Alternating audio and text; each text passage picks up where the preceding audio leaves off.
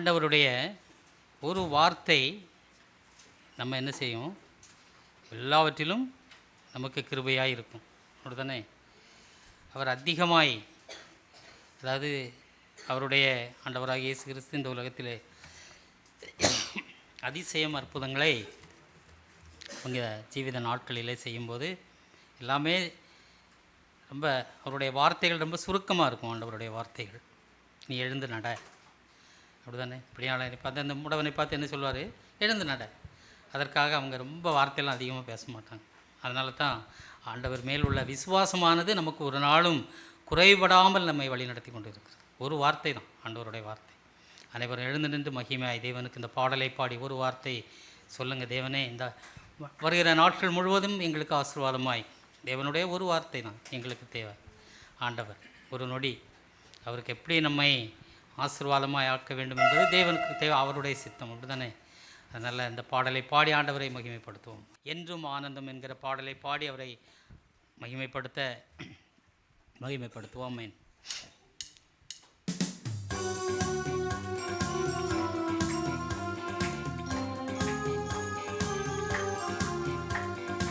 என்றும் ஆனந்த இயேசு தருகிறார். என்றும் ஆனந்த இயேசு தருகிறார். துதிப்பேன் துதிப்பேன் துதித்துக் கொண்டே இருப்பேன். துதிப்பேன் துதிப்பேன் துதித்துக் கொண்டே இருப்பேன்.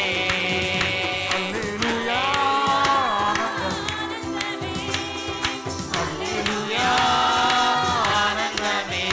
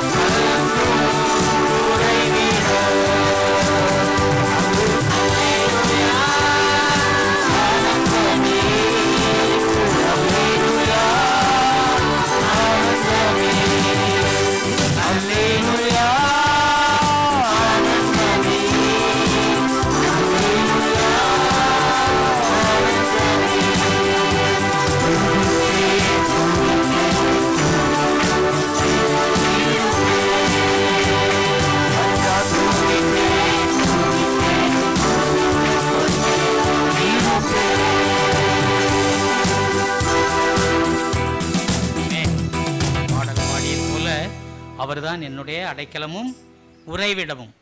உடனே உறைவிடம் அப்படின்னா நமக்கு தெரியும். உடனே நாம் தங்குகிற இடம். நம்மை தேவன் முழுமையாய் அவருடைய கைகளில் வச்சு எப்பவும் தாங்கி வழி நடத்தி கொண்டு இருக்கிறாங்க. அல்லேலூயா, ஆமென். இப்பொழுதும் சங்கீதத்தை சகோதரி தரணி சார்லஸ் அவர்கள் நடத்துவார்.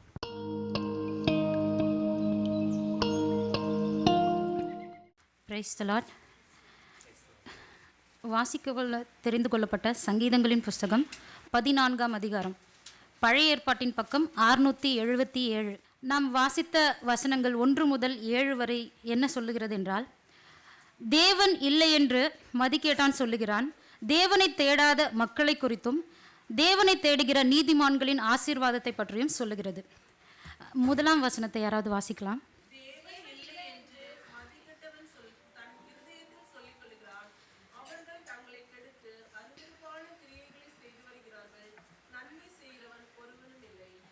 முதலாம் வசனம், தேவன் இல்லை என்று மதிகேட்டான் சொல்லுகிறான்.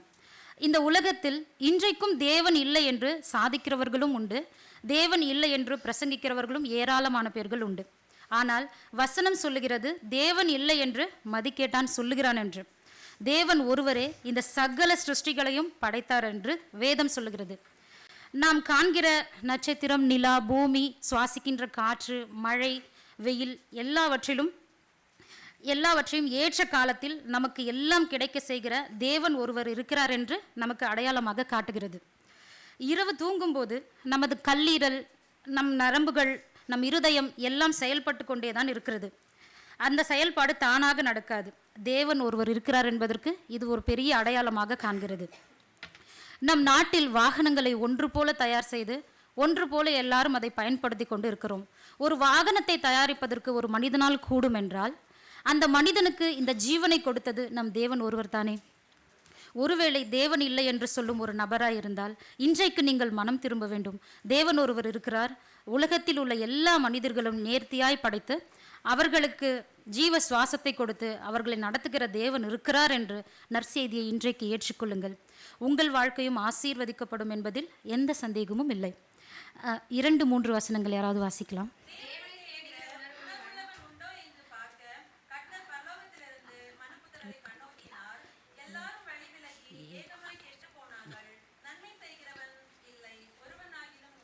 ஆமென். 2-4 முழுவதும் என்ன சொல்லுகிறதுனா, தேவனை தேடாத துன்மார்கனை குறித்து நாம் வாசிக்கிறோம். இந்த உலகத்தில் அநேகர் தேவன் இருக்கிறார் என்று நம்புகிறார்கள், ஆனால் தேவனை தொழுது கொள்ளுகிறதில்லை. கிறிஸ்துவர்களில் பலரும் தேவன் இருக்கிறார் என்ற அறிவை தங்களுக்குள் கொண்டிருந்தாலும் கூட தேவனை தேடுவதற்கும் தங்கள் வாழ்க்கையில் முக்கியத்துவம் கொடுப்பதில்லை. இன்றைக்கு இந்த வார்த்தையை கேட்டு கொண்டிருக்கிற நீங்களும் நானும் தேவன் இருக்கிறார் என்று விசுவாசிக்கலாம். ஆனால் உயிரோடு இருக்கிற அந்த தேவனுக்கு நீங்களும் நானும் நேரத்தை செலவிடுகிறோமா? நீங்களும் நானும் அந்த தேவனோடு மனம் திறந்து பேசுகிறோமா? அந்த தேவன் கொடுத்த வேத வசனங்களை வாசிக்கிறோமா என்று நம்மை நாமே சோதித்து பார்த்து இன்றைக்கு ஒரு தீர்மானம் எடுக்க கடமைப்பட்டிருக்கிறோம். அனுதினமும் தேவனை தொழுது வாசிக்க வேண்டும், அனுதினமும் தேவனை தொழுது வேதத்தை வாசிக்க வேண்டும் என்று. நம் வாழ்வின் நோக்கம் தேவனை எப்பொழுதும் துதி செய்கிறவர்களாய், நன்றி செலுத்துகிறவர்களாய் இருக்க வேண்டும். தேவனுடைய சித்தமும் அதுதான். அதிகாலையில் என்னை தேடுகிறவன் என்னை கண்டடைவான் என்று ஆண்டவர் சொல்லுகிறார். உலகத்தில் உள்ள பெற்றோர்கள் தங்கள் பிள்ளைகள் எப்பொழுதும் தன்னை தேடி வர வேண்டும் என்று நினைப்பது இயல்பல்லவா? அதுபோலதான் தேவனும் நீங்கள் அவரை தேட வேண்டும் என்று பிரியப்படுகிறார். இதுவே தேவனுடைய சித்தமாக இருக்கிறது. 5ஆம் வசனத்தை ஒருவர் வாசிக்கலாம்.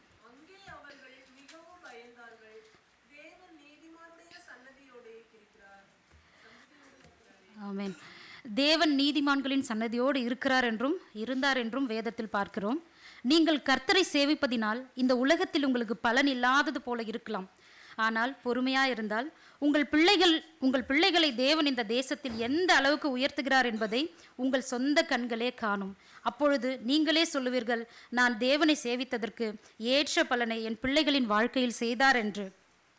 மனம் போன போக்கில் நம் வாழ்வதை பார்க்கிலும் தேவனுக்கும் பெற்றோருக்கும் கீழ்ப்படிந்து வாழ வேண்டும். அப்படி செய்தால் எல்லாவித ஆசீர்வாதங்களும் நமக்கு கிடைக்கும் என்பதில் சற்றேனும் சந்தேகமில்லை. கர்த்தர் தாமே இந்த வசனங்களை ஆசீர்வதிப்பாராக.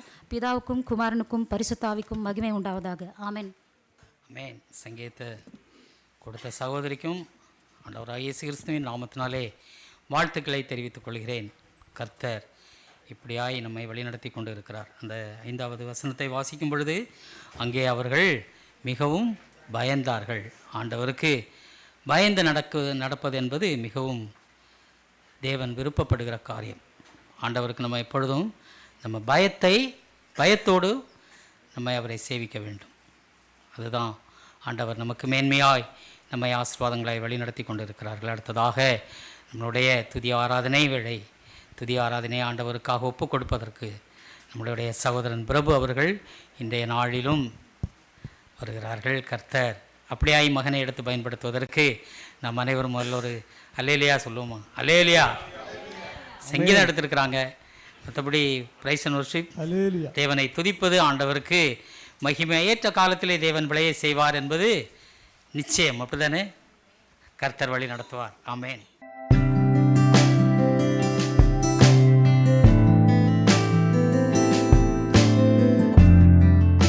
கர்த்தருடைய பரிசுத்த நாமத்திற்கு மகிமை உண்டாவதாக.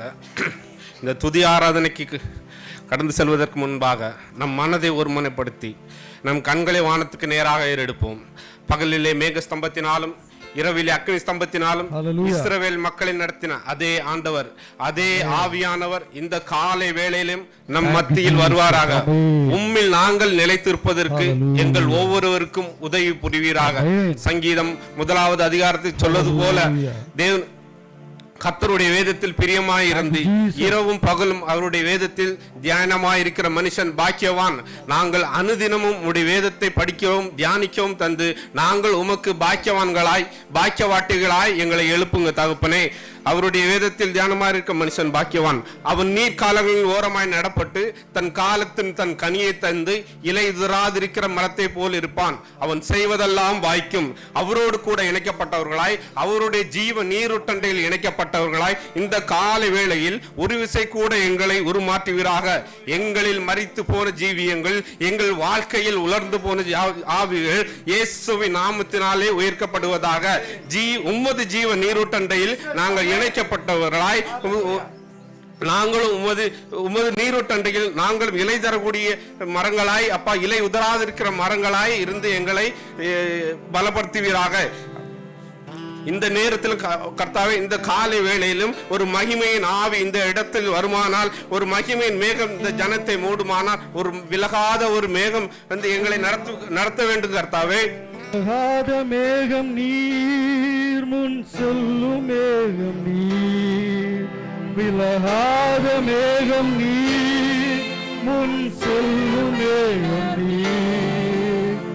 ஆவியானவரே, அன்பின் ஆவியானவரே, நல்ல ஆவியானவரே, தெளிவின் ஆவியானவரே,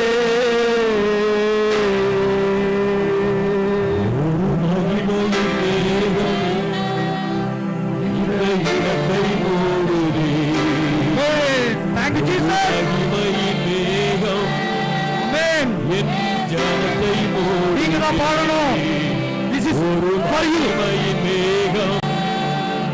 இந்த இடத்தை மூடுதே, ஒரு மகிமையின் மேகம் எங்கள் ஜனத்தை மூடுதே. விலகாத மேகம் கேட்கலாமா? எங்களுக்கு முன்பாக செல்லும், கோண்களை செவ்வையாக்கும், எங்களுக்குள்ளே வருவீராக. எங்கள் பொய்களுக்குள்ளே வருவீராக, எங்கள் குடும்பங்களுக்குள்ளே வருவீராக. நீர் அல்லாமல் எங்களால் ஒன்றும் செய்ய முடியாது. அல்லாமல் எங்களால் ஒன்றும் செய்ய முடியாது. எங்களுக்கு தேவையான கூப்பிடலாமா? எங்களை வந்து ஆளுகை செய்யும். எங்கள் சிந்தைகள், எங்கள் மனதின் வாழ்க்கைகள், எங்கள் சூழ்நிலைகள் எல்லாவற்றிலும் ஆளுகை செய்யும்.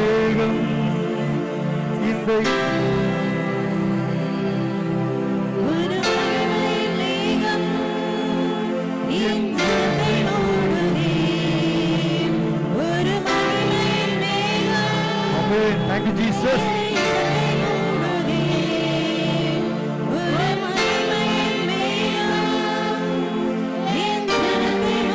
என் பேச்சில, என் மூச்சில, என் சொல்லில, என் செயலில கலந்திருக்கீங்க. ஆமென். என் பேச்சில, என் மூச்சில,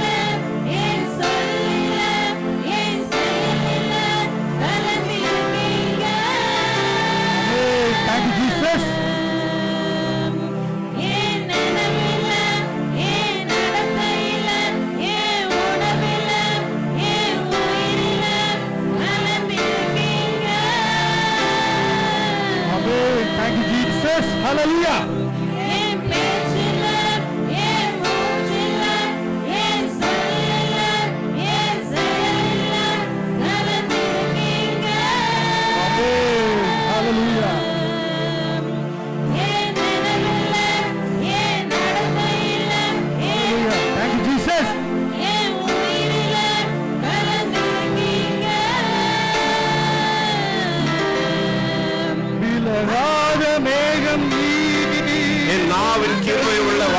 வெளிப்படட்டும், மற்றவர்களை ஆசீர்வதிக்கிற வார்த்தைகள் வெளிப்படட்டும்.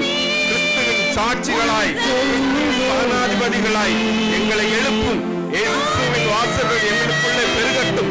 எங்களை கைகளை உயர்த்தி ஆமென் சொல்லுவோம், ஆமென் சொல்லுவோம். சொல்லலாமா?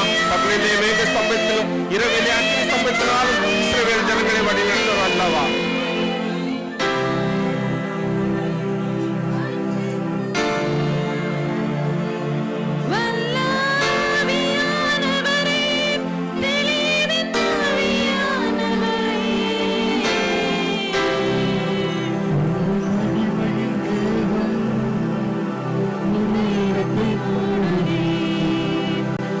எனக்காய் யுத்தம் செய்கிறவர், உன் சத்துருவை தேடியும் காணாதிருப்பாய் என்று வாக்கு பண்ணினவர், உனக்கு விரோதமாய் உருவாக்கப்படும் எந்த ஆயுதமும் வாக்காதே போகும் என்று வாக்கு பண்ணினவர். என் ஆண்டவர் என்னோடு, என் இரட்சகர் என்னோடு, என் தகப்பன் என்னோடு, நான் போகும் பாதையில் என்னோடு கூட உண்டு. எங்கள் வாழ்க்கையில் எங்களோடு கூட ஆளுகை செய்வீராக. முந்தினவர்களை நினைக்க வேண்டாம், பூர்வமானவர்களை சிந்திக்க வேண்டாம். இதோ நான் புதிய காரியத்தை செய்வேன், அதை இப்பொழுதே செய்வேன் என்று சொன்னவர், வாக்கு பண்ணினவர் எங்களோடு கூட உண்டு. இதுவரைக்கும் எங்களை நடத்தினவர், இதுவரைக்கும் எங்களை பாதுகாத்தவர் எங்கள் தகப்பனே. எங்களுடைய நீதி எங்களோடு கூட எங்களுக்கு முன்பாக செல்லும். கர்த்தர் உங்களுக்காக யுத்தம் பண்ணுவார். சபையே, கர்த்தர் உங்களுக்காக யுத்தம் பண்ணுவார். அவருக்கு நன்றி சொல்லுவோம். கர்த்தர் எனக்காக முன்பாக வைத்திருக்கிறேன், அவரே என் வலது பார்சத்தில் இருக்கிறபடியால் நான் அசைக்கப்படுவதில்லை. சொல்லுவோமா? என் குடும்பம் அசைக்கப்படுவதில்லை, என் வேலை அசைக்கப்படுவதில்லை, என் பிள்ளைகள் அசைக்கப்படுவதில்லை, தேவன் தந்த திட்டங்கள் எதுவும் அசைக்கப்படுவதில்லை. ஆமென். இந்த காலை வேளையிலும் கர்த்தர் நம் நடுவிலே வந்தபடியால் அவருக்கு ஸ்தோத்திரம். நம்மளை பாக்கியவான்களாய் பாக்கியவாட்டிகளாய் நடத்தினபடியால் அவருக்கு நன்றி செலுத்தக்கூடிய நேரம் இது. கர்த்தருக்கு நன்றி செலுத்துவோமா? நம்ம எல்லாவற்றிலும் ஆசீர்வதித்தாரே, அதற்காய் நன்றி சொல்லுவோமா? ஒரு கரு போல நம்மளை காத்தாரே, அதற்காய் நன்றி சொல்லுவோமா? எபனேசரே என்று சொல்லி அவரை நன்றி செலுத்துவோமா? கர்த்தர் எபனேசரே என்று சொல்லி அவருக்கு நன்றி செலுத்துவோம். ஒன்று இல்லாமல் இந்த வாழ்வு இருந்தது, அப்பொழுது நம்மளை பாதுகாத்தாரே, அதற்காய் நம் நன்றி சொல்லுவோமா? அன்றைக்குள்ள தேவைகளை நம்மளை பாதுகாத்தாரே, அதற்காக கர்த்தருக்கு நன்றி சொல்லுவோமா?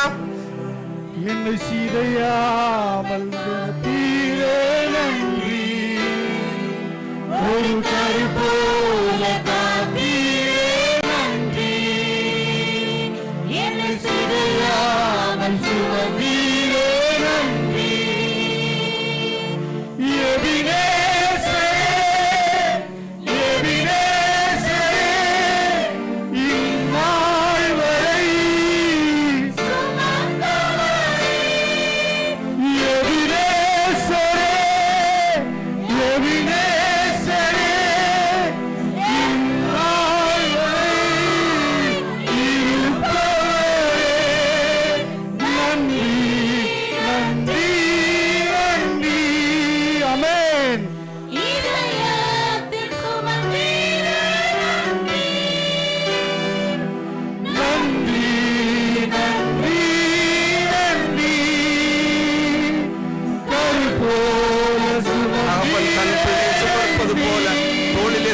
ஒரு தேவனை நாம் ஆராதிக்கிறோம். உன்னை திக்கத்தவனாய் விடேன்.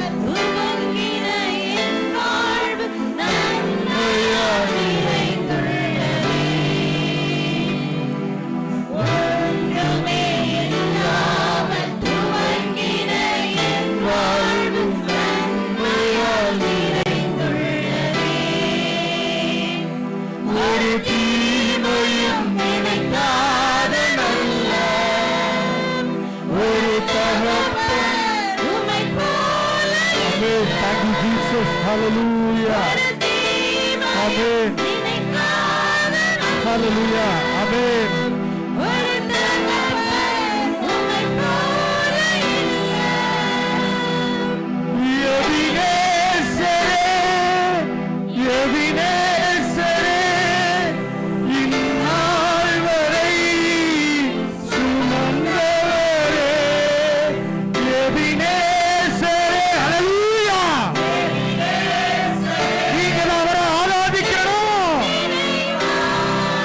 செழிப்பு மிகுதி அறுவடைக்கு ஊழியக்காரர்கள் என் வாழ்வு கடவுளுக்கு நன்றி உள்ளவர்களாக இருக்கிறோம். எங்கே என் தலையை இருக்கிறேரே சபையாகிய ஆண்டவரே, நம்மளுடைய ஆண்டவரே.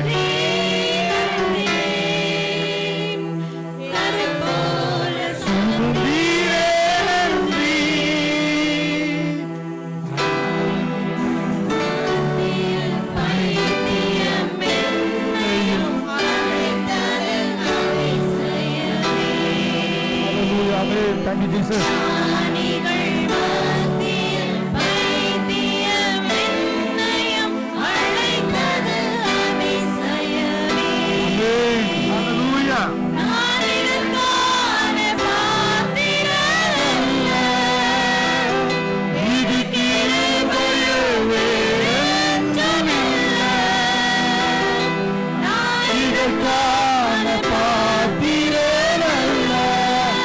தந்தைய கடவுள் உபயோகப்படுத்திருக்கிறாங்க. உங்களுக்கு அழைப்பு இருக்கிறது.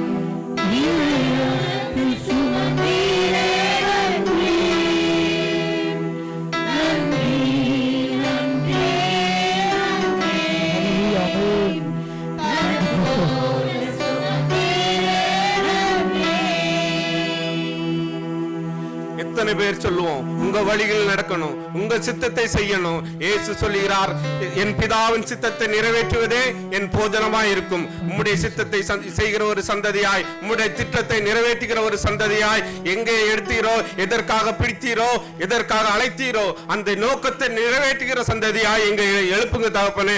ஆண்டவர் சொல்லுகிறார், நீர் மேற்குக்கும் கிழக்கிற்கும், நீ தெற்குக்கும் வடக்கிற்கும் உன் சந்ததியை பரப்புவேன் என்று அவர் சொல்லுகிறார். அவர் வாக்குத்தத்தம் கொடுத்தவர் அல்லவா, வாக்கு மாறா தேவர் அல்லவா.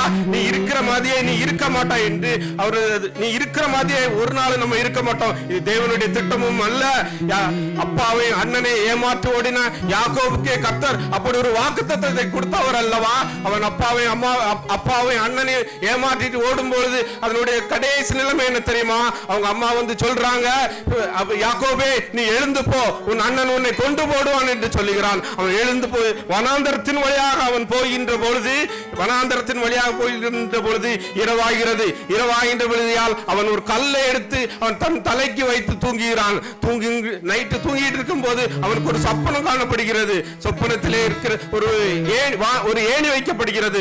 வானத்திலிருந்து தேவதூதர்கள் இறங்குகிறவர்களும் ஏறுகிறவருமாய் காணப்படுகிறார்கள். வேத வசனம் சொல்லுகிறது, கர்த்தர் அதற்கு மேலாக, வேத வசனம் சொல்லுகிறது, கர்த்தர் அதற்கு மேலாக நன்மையோ தீமையோ லாபமோ நஷ்டமோ எல்லா சூழ்நிலையும் கர்த்தர் உங்களை ஆளுகை செய்கிறார். நீங்கள் எதிர்பார்த்திருக்க முடிவை உங்களுக்கு தரும்படிக்கு உங்கள் மேல் வைத்திருக்க நினைவை அறிந்திருக்கிறேன் என்று வாக்கு பண்ணினவர். நன்றி சொல்லுவோமா?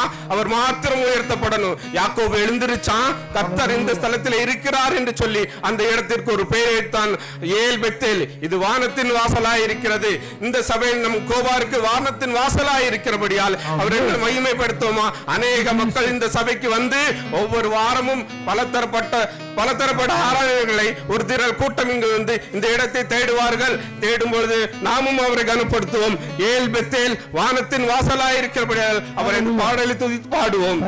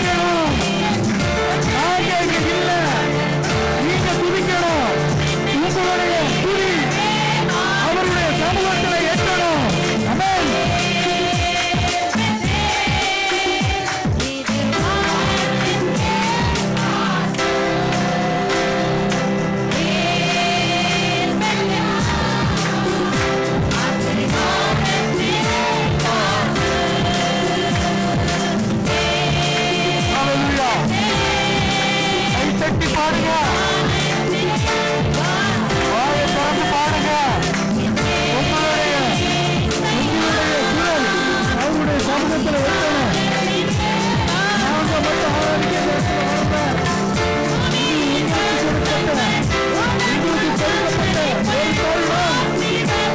ஆராதிக்க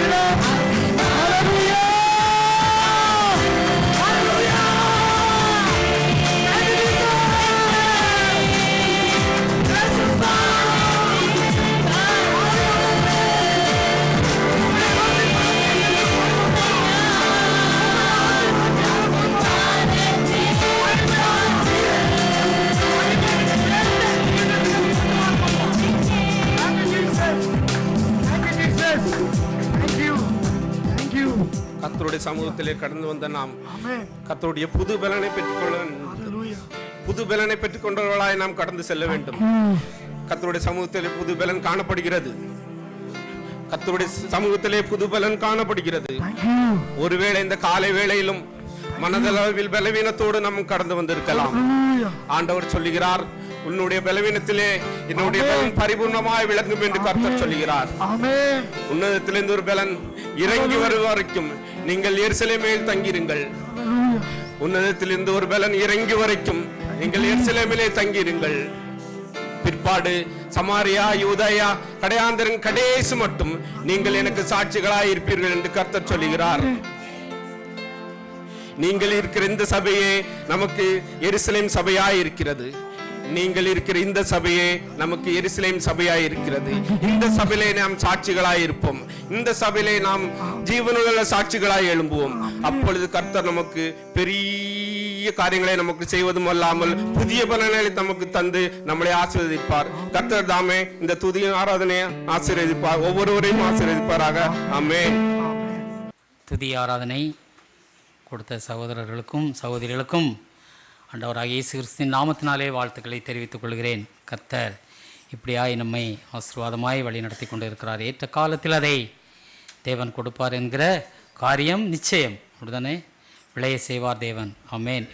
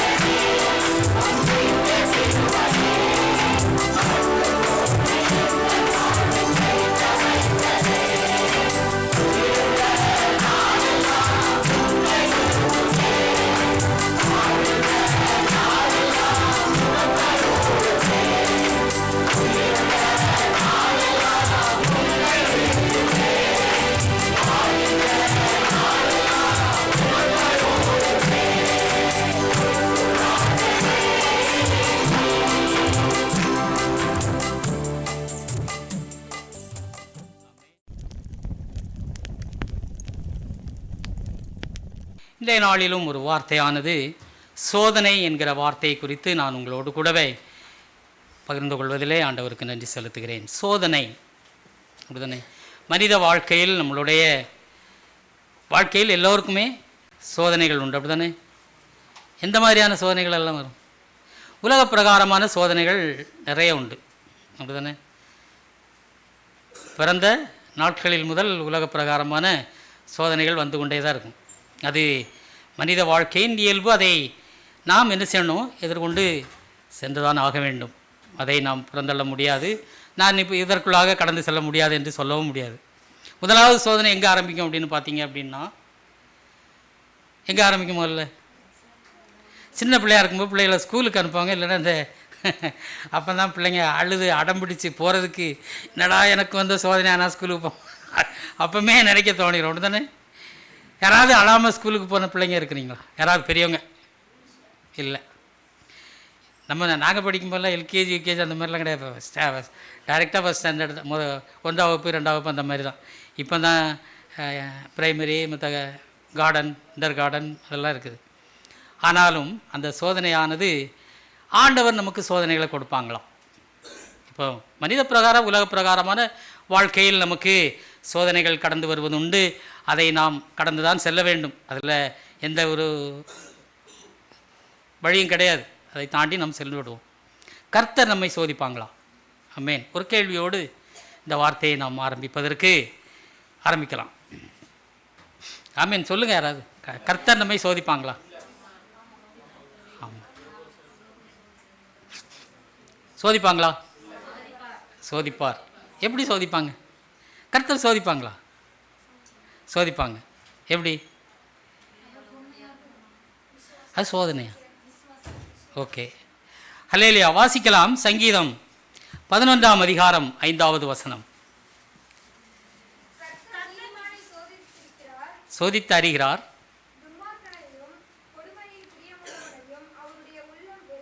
ஆமென். கர்த்தர் நீதிமானை சோதித்து அறிகிறார். சோதிக்கிறார் அல்ல, சோதித்து அறிகிறார். ஏன் அந்த சோதனை?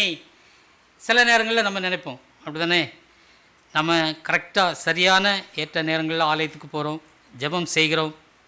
ஆனால் ஆண்டவரை தேடாத பிள்ளைங்கள் நிறைய பேர் நம் கண்கூடாக பார்த்து கொண்டிருப்போம். நமக்கு முன்பாக அவர்களுடைய வாழ்க்கையானது மிகவும் செழிப்பாகவும் நன்றாகவும் இருக்கும். ஆலயத்துக்கே போக மாட்டாங்க, கிறிஸ்தவ பிள்ளைகளாகவும் இருப்பாங்க. மற்றபடி புறஜாதி மக்களை நம்ம விட்டு விடலாம். ஆனால் நம்ம என்ன நினைப்போம்? ஆண்டவரை இங்கே தேடுறதே இல்லை. ஆனால் என் வாழ்க்கையில் எப்பொழுதும் இந்த கஷ்டமானது வந்து கொண்டே தானே இருக்கிறது. ஏன் அப்படிங்கிற ஒரு கேள்விக்குறி நமக்குள்ளாக வரும். அப்படி தானே? தேவனை தேடாத நம்ம கண்ணு முன்னால் பார்ப்போம், நம்மளே பேசியிருப்போம். ஏடா இவன் ஆலயத்துக்கே போக மாட்டான், ஆனால் நல்ல குடும்பம் நல்லாவே இருக்கிறாங்க.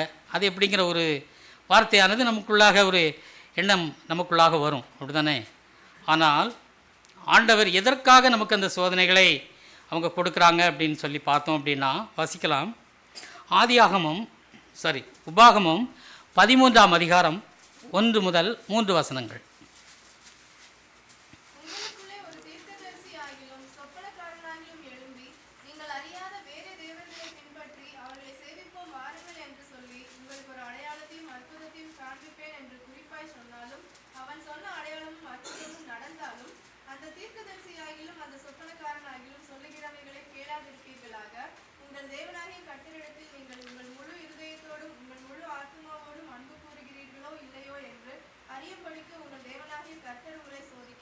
ஆமென். முழு ஆண்டவர்கிட்ட எப்படி முதல்ல நம்மளை சோதிக்கிறாங்க அப்படின்னா, அவருடைய அன்பு, அவர்கிட்ட இருக்கிற அன்பை முதல்ல தேவன் சோதித்து பார்க்குறாங்க. நாம் அவர்கிட்ட அன்பு வைத்திருக்கிறோமா இல்லையா என்பதை தேவன் நம்மக்கிட்ட இருந்து எதிர்பார்க்குறாங்க. அதுதான் நமக்கு கொடுக்குற முதலாவது ஆண்டவர் நமக்கு கொடுக்குற சோதனையாக இருக்கிறது. இந்த அன்பை நாம் எப்படி ஆண்டவர்கிட்ட செலுத்த முடியும்? யாராவது தேவனை தேடி நான் போயிருக்கிறேன், இல்லை ஆண்டவர் என்னை தேடி வந்திருக்கிறாரு அப்படிங்கிறதுல ஆண்டவர் தான், கர்த்தர் தான் நம்மளை தேடி வந்தார். அப்படி தானே? நம்ம ஆண்டவராகிய இயேசு கிறிஸ்து இந்த உலகத்திலே மானுடாக பிறந்தது நமக்காக. நம்மை தேடி தான் அவங்க வந்தாங்க. அவங்கள தேடி நம்ம போகல. என் பிள்ளைகளை நான் அன்பினால் பாதுகாப்பேன் அப்படிங்கிறதுக்காக அவர் தேவன் இந்த உலகத்தில் வந்தாங்க. அப்படி தானே? அவரை தேடி நம்ம போகல, நம்மை தேடி நம்ம வந்த தேவன் நம்மை தேடி வந்தாங்க. அதுதான் அவர் நமக்கு கொடுத்திருக்கிற மேலான அன்பு. அந்த அன்பிற்கு பிரயாச்சித்தமாய் நாம் தேவனுக்கு ஏதாவது செலுத்துகிறோமா? ஆமென். அந்த அன்பிற்கு பிரயாச்சித்தமாய் நாம் தேவனுக்கு என்ன செய்கிறோம் அப்படிங்கிற ஒரு எண்ணம் நாம் மனதுக்குள்ளாக வரும், அல்லது நம் எண்ணம் இருக்கும். நமக்கு நாம் என்ன செய்ய முடியும்? ஆலயத்திற்கு செல்ல முடியும், தேவனை துதிக்க முடியும். அப்படி தானே?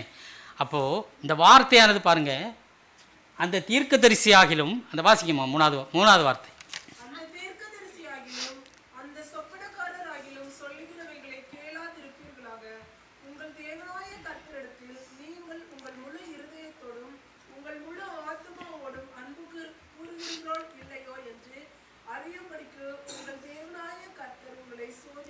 ஆமென். இது என்ன அப்படின்னா, இப்போ நம்ம வேலை செய்கிற இடங்கள்லையும் சரி, நம்மளுடைய வீடுகளில் இப்போ நம்ம பக்கத்தில் இருக்கிறவங்களும் சரி, புறஜாதி மக்கள் இருக்கிறாங்க நிறைய பேர் நம்ம பார்த்து கொண்டு இருக்கோம். நம்ம வேலை செய்கிற இடங்களிலும் நம்ம கூட்டத்தில் நம் தேவனை அறியாத பிள்ளைகள், நம்ம ஆண்டவராகிய இயேசு கிறிஸ்து அறியாதவர்கள் நிறைய பேர் இருக்கிறாங்க. இவர்கள் சில காரியங்களை குறித்து, அவர்களுடைய தேவனை குறித்து, அப்படி தானே, அவங்களுக்கு ஒரு தேவன் உண்டு இல்லையா, அந்த தேவனை குறித்து நம்மக்கிட்ட பேசுவாங்க. இப்போ நாம் நம்மளுடைய காரியம், நம்மளுடைய தேவனை குறித்து நம்ம நிறைய பேர்கிட்ட நம்ம பேசுவோம். என் ஆண்டவராக இயேசு கிறிஸ்து எனக்கு இந்த காரியத்தை செய்தார். பேசுவோமா, சொல்லுவோமா, சொல்ல மாட்டோம்? சொல்லுவோம், கண்டிப்பாக. அதே மாதிரி அந்த பிரஜாதி மக்கள் நிறைய பேர் இருக்கிறாங்க, நிறைய மக்கள் இருக்கிறாங்க, ஹிந்துக்கள் இருக்கிறாங்க, முஸ்லீம்கள் இருக்கிறாங்க, வேறு ஜாதி. அவங்க வந்து அவங்களுடைய தேவனை குறித்து நம்மக்கிட்ட பேசுவாங்க. அப்படி தானே? நம்ம எளிதாக அதை கடந்து செல்ல முடியாது. சொல்லும்போது கேட்காம இருக்க மாட்டோம். நாம் சொல்கிறத, நம்மளுடைய தேவனை குறித்து நாம் மேன்மை பாராட்டுவதை அவர்கள் கேட்க வேண்டும் என்று நாம் நினைக்கும் பொழுது அவர்கள் சொல்கிறதே நம்ம கேட்கணும். கேட்க முடியாத சூழ்நிலைகள் இருக்கும். இங்கே பாரு, நான் பக்கத்தில் உட்காந்துட்டு சொல்லுவாங்க, எங்கள் ஆண்டவர் எனக்கு இப்படி செஞ்சார் அப்படின்னு சொல்லி. சில நேரங்களில் நமக்கு ஒரு சின்ன தோணல் வரும், நம்ம ஆண்டவர் எப்படிப்பட்டவர், உண்மையாய் ஜீவிக்கிற தேவன் சொல்லி நம்ம வாசிக்கிறோம். அப்படி தானே? கல்லையும் மண்ணையும் வணங்குகிற தேவன், இப்படி அற்புதம். அவங்க சொல்லுவாங்கல்ல, எனக்கு எங்கள் ஆண்டவர், எங்கள் தேவன் இப்படி செஞ்சாங்க, இப்படி ஒரு காரியத்தை வாய்க்க செய்தார்கள்னு சொல்லுவாங்க. நிறைய சாட்சிகளை நம்ம கேட்டிருப்போம். அதற்கு நம் சில நேரங்களில் என்ன செய்வோம், கேட்போம். கேட்டால் அப்படி நமக்கு ஒரு எண்ணம் வருமா, வராதா? வரும். ஓ, இந்த கடவுள் அவங்களுக்கு இப்படி செய்திருப்பாரோ, அப்போ நம்ம வணங்குற நம்ம தேவன் எப்படி, நாம் ஆண்டவராக இயேசு கிறிஸ்து எப்படி, அப்படிங்கிற ஒரு எண்ணம் நமக்குள்ளாக வருது. இதுதான் ஆண்டவர் நமக்கு வைக்கிற சோதனை. அப்போ நீ அதற்குள்ளாக அந்த வார்த்தையை கேட்டு நம்ம கேட்காம இருக்க மாட்டோம். இப்போ நம்ம செய்தித்தாள்களில் வாசிப்போம், நிறைய காரியங்களை குறித்து வாசிப்போம். இந்த இந்திய தேசத்தில் இருக்கும்போது வாசிக்கிற காரியங்கள் உண்டு. அப்படி தானே? இந்த வேப்ப மரத்துலேருந்து பால் வடிஞ்சிச்சு, அந்த சாமி கண்டிலேருந்து ரத்தம் வடிஞ்சிச்சு, இப்படியெல்லாம் நம்ம கேள்விப்பட்டிருக்கோம். நியூஸ் எல்லாம் போட்டிருப்பாங்க, அந்த ஃபோட்டோலாம் எடுத்து போட்டிருப்பாங்க.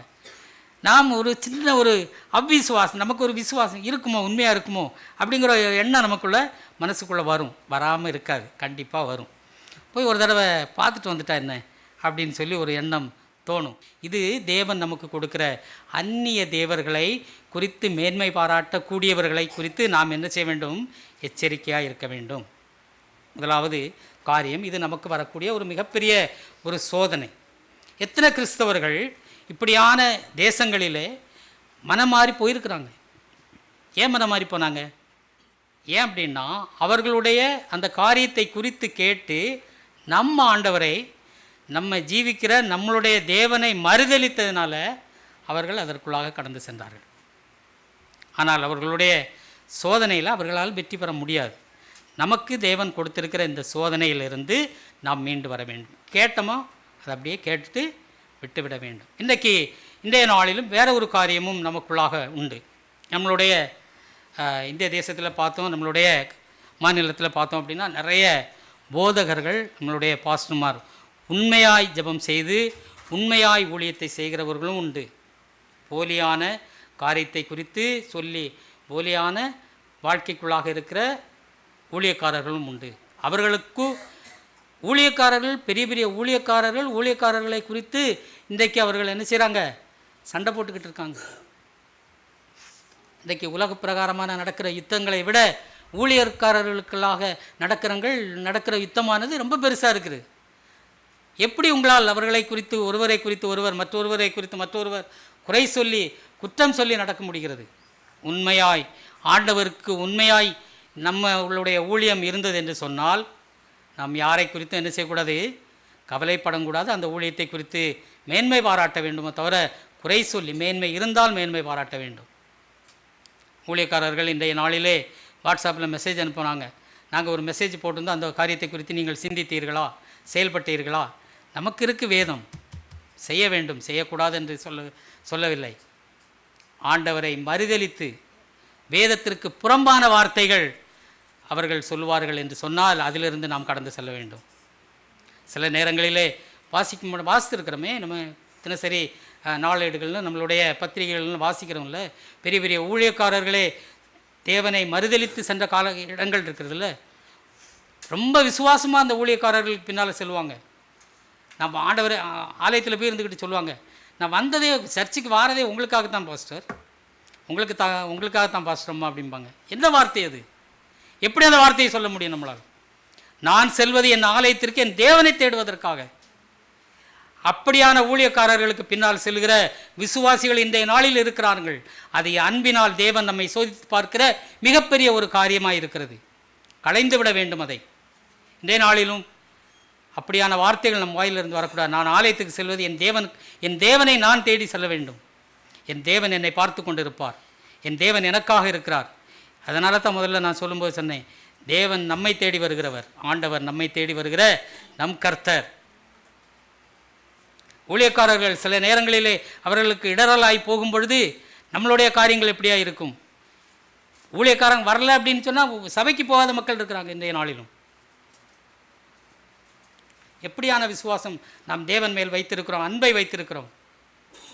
அந்த அன்பு மாயையும் பொய்யுமா இருக்கிறது, அதை வெறுக்க வேண்டும் என்று சொல்லி தேவன் சொல்கிறாங்க. அதைத்தான் ஆண்டவர் அன்பினால் நம்மை சோதிப்பதற்கு தேவன் சொல்கிறாங்க. 3வது வசனத்தை ஒரு முறை கூட வாசிங்க. யாராவது தீர்க்கதரிசியாயும் அந்த சொப்பனக்காரனாகிலும் அப்படிங்கிற வார்த்தை ஊழியக்காரர்களுக்கும் சேர்த்து வருகிறது. அதை நாம் புரிந்து கொள்ள வேண்டும். வேதத்துக்கு விரோதமாய் வருகிற வார்த்தைகளை நாம் களைந்து விட வேண்டும். இன்றைய நாளிலும் கிறிஸ்தவ ஜனங்கள் எத்தனை பேர் குறி சொல்லி இந்த திருமண காரியங்களுக்காக சோசியரை தேடி போகிறோம், குறி சொல்கிறவங்களை தேடி போகிறோம்னு சொல்கிறேன். எத்தனை பேர் இன்றைக்கு நாம் இருந்து கொண்டு இருக்கிறாங்க ஊரில் இன்றைக்கும் கிறிஸ்தவர்கள், ஆலயத்திற்கு செல்கிறவர்கள். அதைத்தான் சொல்லுகிறது, குறி சொல்கிறவர்களையும் சொப்பனக்கார தீர்க்க தரிசனம் சொல்லுகிறவரை நீங்கள் கேட்கக்கூடாது. வசனம் எனக்கு இருக்கிறது, என் ஆண்டவருடைய வார்த்தை, தீர்க்கமான வார்த்தையை நான் கேட்டு ஆண்டவருக்குள்ளாக என்னை தேவன் மகிமைப்படுத்துவார். அதுதான் ஆண்டவருக்கு மேல் வைத்திருக்கிற உண்மையான அன்பு என்பதை தேவன் அன்பின் மூலமாய் நம்மை சோதித்து பார்ப்பதற்கு முதலாவது அவர் செய்கிற காரியம். பக்கத்தில் இருக்கிறவங்களாலே நமக்கு இடைஞ்சல் வரும், அதை கடந்து செல்ல வேண்டும். என் தேவன் மேல் நான் உண்மையான விசுவாசத்தை நான் வைத்திருக்கிறேன் என்று சொல்லி ஆண்டவரிடத்தில் நாம் சொல்லும் பொழுது அதைத்தான் யோபு என்ன சொன்னார்? 19ஆம் அதிகாரம் 25வது வசனம். யோபு 19:25. என் தேவன் எப்படி இருக்கிறாரு? உயிரோடு இருக்கிறாரு. அவர் கடைசி நாட்களில் பூமியின் மேல் வந்து நிற்பார் என்று நான் அறிந்திருக்கிறேன் என்று சொல்லி அந்த வார்த்தையானது என்னுடைய இருதயத்தில் எப்படி இருக்கணும்? கல்லை போல் பதிஞ்சு வச்சுருக்கணும். ஒரு டைல்ஸை பதிச்சு ஜவுரில் வச்சா எப்படி இருக்கும், அதேமாதிரி இருக்கணும். என் தேவன், என் மீட்பர் உயிரோடு இருக்கிறார். கல்லை மண்ணை வணங்குகிறவர்களுக்கு ஒப்பானவர்கள் அல்ல நாங்கள். என் தேவன் உயிரோடு, சதா காலமும் உயிரோடு இருக்கிற தேவன். முடிவு பரியந்தம் எங்கே வந்து நிற்பாங்க? பூமியின் மேல் வந்து தேவன் நிற்பாங்க. அந்த விசுவாசம், அந்த அறிக்கையை நாம் தேவனிடத்திலே கொடுக்க வேண்டும். அதுதான் ஆண்டவருக்கு நாம் கொடுக்கிற உண்மையான, பரிசுத்தமான, முழுமையான அன்பாய் தேவன் எதிர்பார்ப்பாங்க. ஒரு சில வார்த்தைகளுக்காக, ஒரு சில நேரங்களுக்காக மாத்திரம் தேவனை அன்பு செலுத்துகிறேன் என்பதல்ல, முழுமையாய் முழு இருதயத்தோடு ஆண்டவருக்கு நம் அன்பை கொடுக்க வேண்டும். அதில் தான் ஆண்டவர் அன்பின் மூலமாய் நம்மை சோதித்து பார்க்குறாங்க. அதைத்தான் 27வது வசனம், யோபு 19:27.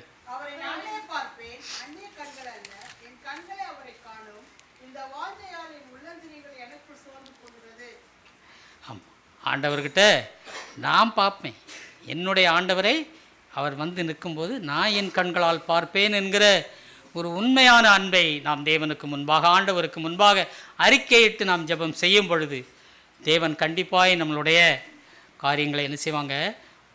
வர்த்திக்க செய்வாங்க. அவரது அன்பில் நாம் பூரணப்படுவோம். அவருடைய தேடி வந்த தேவன், என் தேவனுக்கு முன்பாக நான் அன்போடு இருக்கிறேன், அவருடைய அன்பில் நான் நிலைத்திருக்கிறேன். எனக்கு புறஜாதி அல்ல, புறஜாதி தெய்வங்கள் அல்ல, என் தேவனே எனக்கு முக்கியமாக இருக்கிறார். கர்த்தர் சொப்பனக்காரனாகிலும் தீர்க்கதரிசியாகிலும் வந்து சொல்லுகிற வார்த்தைகளை நான் கேட்பதில்லை, என் தேவனுடைய வார்த்தை தான் எனக்கு முக்கியமாக இருக்கிறது என்பதை அன்பினால் தேவன் நம்மை சோதித்து பார்ப்பதற்கு நம்மை உட்படுத்த வேண்டும். அடுத்ததாக தேவனோட முதலாவது ஆண்டவர் அன்பினால் நம்மை சோதித்தாங்க. அடுத்து அவர்கிட்ட இருக்கிற பயத்தை தேவன் எப்படி நம்மக்கிட்ட சோதித்து பார்ப்பாங்க அப்படின்னு பார்த்தோம் அப்படின்னா, நமக்கு ஒருவர் மீது ஒரு அன்பு கூடும் பொழுது, நம்மளை விட பெரியவர்களிடத்திலே ஒரு அன்பு கூடும் பொழுது அவர்களிடத்திலே இருக்கிற ஒரு மரியாதையும் ஒரு பயமும் நம்ம அவர்களிடத்தில் என்ன செய்யும்? அதிகமாய் வரணும். அது ஆண்டவர் எதிர்பார்க்குறாங்க. பயத்தோடும் நடுக்கத்தோடும் நான் தேவனை சோஸ்தரிப்பேன். வார்த்தையாக இல்லாமல் பயத்தோடும் நடுக்கத்தோடும் இருக்க வேண்டும் என்று சொல்லி ஆலயத்திற்குள் வரும்பொழுது அப்படி இருக்க வேண்டும். அதைத்தான் தேவன் எதிர்பார்க்கிறாங்க. இது இரண்டாவது சோதனையாய் தேவன் நமக்கு தருகிற காரியமாக இருக்கிற ஆதியாகமம் பிரசங்கி 12ஆம் அதிகாரம் 13வது வசனம். அந்த பயம் எப்படி இருக்கணும்? ஆண்டவருக்கு மேலே விழுந்த என் மேல் விழுந்த கடமை, தட்டி கழித்து விட்டு போகக்கூடிய காரியமாக இல்லை. ஒரு தாயும் தகப்பனும் இருக்கிறாங்க அப்படின்னா அதை பிள்ளைகளை வளர்த்து அவர்களை படித்து ஆளாக்கி அவர்களுக்கு செய்ய வேண்டிய காரியங்கள் எல்லாவற்றையும் அவர்களுக்கான தேவைகளை செய்ய வேண்டும். அது ஒரு தகப்பன் தாயினுடைய ஒரு பெற்றோர்களுடைய கடமை. அப்படி தானே? இல்லைன்னு சொல்ல முடியுமா? யாராவது மறுக்க முடியுமா? மறுக்க முடியாது. அதே தான் இந்த வசனத்தில் சொல்லுகிறது. தேவனுக்கு பயந்து ஒருவர் 2 பேர் மேல் விழுந்த கடமை அல்ல. தேவனுக்கு பயப்பட வேண்டிய காரியம் அனைவருக்கும் மேல் விழுந்த கடமையாக இருக்கிறது. அந்த கடமையை நாம் கடந்து செல்ல வேண்டும். அதை கை கொண்டு நடக்க வேண்டும். நான் என் தேவனுக்கு பயந்தவன் என்பதை மற்றவர்கள் சொல்லணும். இவன் ஒரு தேவ பிள்ளை மாத்திரமல்ல, தேவன் மேல் அன்பு வைத்து பயந்து நடக்கிற ஒரு பிள்ளையாண்டான் அப்படின்னு சொல்லி நமக்கு அந்த வார்த்தையானது வர வேண்டும். இதுதான் நம் ஆண்டவருக்கு கொடுக்கிற ஒரு காரியம், ஒரு சாட்சி. அவங்ககிட்டயா எப்போ அவங்ககிட்ட போனால் பேசவே முடியாது. ஒரு வார்த்தை நான் பேசினேன்னா 10 வார்த்தை பேசுவான். சண்டை வந்துருச்சு அப்படின்னா போதும், என்னால் கேட்க முடியாத வார்த்தைகளை அவன் பேசுவார், அல்ல அந்த சகோதரி பேசுவாங்க. அப்படிங்கிற வார்த்தை வரக்கூடாது. யாராக இருந்தாலும் தேவனுக்கு பயந்த பிள்ளைகள் இவர்கள். நம் சபை அப்படி இருக்க வேண்டும். தேவன் அதைத்தான் எதிர்பார்க்கிறார்கள். இதற்கு முழுவதுமாய் ஒப்பு கொடுக்கப்பட்ட மனிதன் யார் அப்படின்னு பார்த்தோம் அப்படின்னு சொன்னான். தேவனுக்கு முழுவதுமாய் பயந்த மனிதன் யார் அப்படின்னு சொன்னான்? சொல்லுங்கள் பார்க்கலாம். ஆமென். அதற்கும் மேலாக அல்லேலூயா, ஆபிரகாம். 22 ஆதியாகமம் 22ஆம் அதிகாரம் 12வது வசனம். ஆண்டவருக்கு ஆபிரகாம் மிகவும் பயந்த ஒரு காரியத்தை இந்த இடத்திலே நாம் வாசிக்கிறோம். எப்படி? அது எல்லாமே நமக்கு தெரியும், அப்படி தானே? ஆபிரகாமிற்கு சந்ததி இல்லை. ஆண்டவர் கேட்குறாங்க. அதை அப்போ தேவன் கொடுக்குறாங்க. கொடுக்கப்பட்ட சந்ததி யார்? ஈசாக்கு. கொடுத்தது மாத்திரமல்ல, கொடுத்துட்டு என்ன ஒரு காரியத்தை தேவன் கேட்குறாங்க? ஆமாம், நீ உன்னுடைய மகனை பலி செலுத்த வேண்டும் என்று சொல்லி தேவன் கேட்குறாங்க. அதற்கு ஆபிரகாம் என்ன சொன்னார்? சரி என்று தான் சொன்னார், மறுக்கவில்லை. ஆனால் ஆபிரகாம் மறுத்திருக்கலாம், இன்னொரு காரியத்தை செய்திருக்கலாம். என்ன காரியம் செய்திருக்கலாம்? ஈசாக்குக்கு முன்பாக அவருக்கு ஒரு மகன் உண்டு, அப்படி தானே? ஆமாம், இஸ்மவேல். ஆகாருக்கு பிறந்த மகன் இஸ்மவேலை கொடுத்துருக்கலாமே. கொடுத்துருக்கலாம்ல, கொடுக்கல அவர். அதனால தான் ஆண்டவர் என்ன சொன்னாங்க? உன்னுடைய ஏக சுதன் என்றும் பாராமல் நீ எனக்கு பலி கொடுக்க வந்திருக்கிற அப்படின்னு சொல்லி பலி கொடுக்க போயாச்சு. எல்லா காரியத்தையும் நிறைவேற்றி ஆண்டவர் அதுவரை என்ன செய்யலை? ஆபிரகாமின் இடத்தில் பேசவே இல்லை. பலி கொடுக்க கொண்டு போகிற தேவன் அறிய வேண்டும் அல்லவா எப்படி அந்த பயம் என்பது. கொடுக்கன்னு மட்டும் சொன்னால் பத்தாதில்ல. இன்றைக்கி நம்ம சொல்லுவோம்ல ஆலயத்தில், இல்லை வேறு காரியங்களை குறித்து நாம் பேசும்பொழுது சொல்லுவோம், நான் அந்த ஆலயத்திற்கு அப்படி செய்வேன் இப்படி செய்வேன், எல்லா காரியத்தை குறித்து நம்ம செய்வோம். செய்கிற காரியத்தை பயத்தோடு செய்கிறோமா அப்படிங்கிறது 2வது காரியம். அதுக்காக ஆண்டவர் என்ன செய்கிறாங்க? காத்து கொண்டு இருக்கிறாங்க. ஆபிரகாம் செய்வாரா செய்ய மாட்டாரா அப்படின்னு சொல்லி போகிறாங்க. மோரிய மலைக்கு போயாச்சு, எல்லாத்தையும் வச்சாச்சு, கத்தி எடுத்து ஓங்கியாச்சு. அதுவரை ஆண்டவர் பேசவில்லை. இவ்வளோ ஒரு அற்புதம் பாருங்கள். அடுத்து வெட்டு தான். ஆண்டவர் அப்போ என்ன சொன்னாங்க? நிறுத்து அப்படின்னு சொல்லி உன் ஏக சுதனை எனக்கு நீ ஒப்பு கொடுக்க வந்திருக்கிற, நீ தேவனுக்கு பயப்படுகிற மனிதன் என்பதை நான் அறிந்து கொண்டேன். இது தாங்க உண்மையான பயமாக இருக்கிறது தேவனுக்கு முன்பாக. ஏக சுதனை எப்படி ஒரு பிள்ளையை கொண்டு போய் வெட்டுவதற்கு முன்பாக போக முடியுமா? வெட்டுறது வரை ஆண்டவர் ஒன்றுமே சொல்லலை. அவங்க பாட்டுக்கு அமைதியாக இருந்தாங்க. ஓங்கியாச்சு கத்தியை. தேவன் சொன்னாங்க, ஆண்டவர் வேண்டாம் அப்படின்னு சொல்லி. அதனால தான் தலைமுறைக்கும் ஆபிரகாமினுடைய சந்ததி ஆசீர்வதிக்கப்பட்டுச்சு. மேன் கர்த்தர் அப்படியாய் அவங்களை வழி நடத்தினாங்க.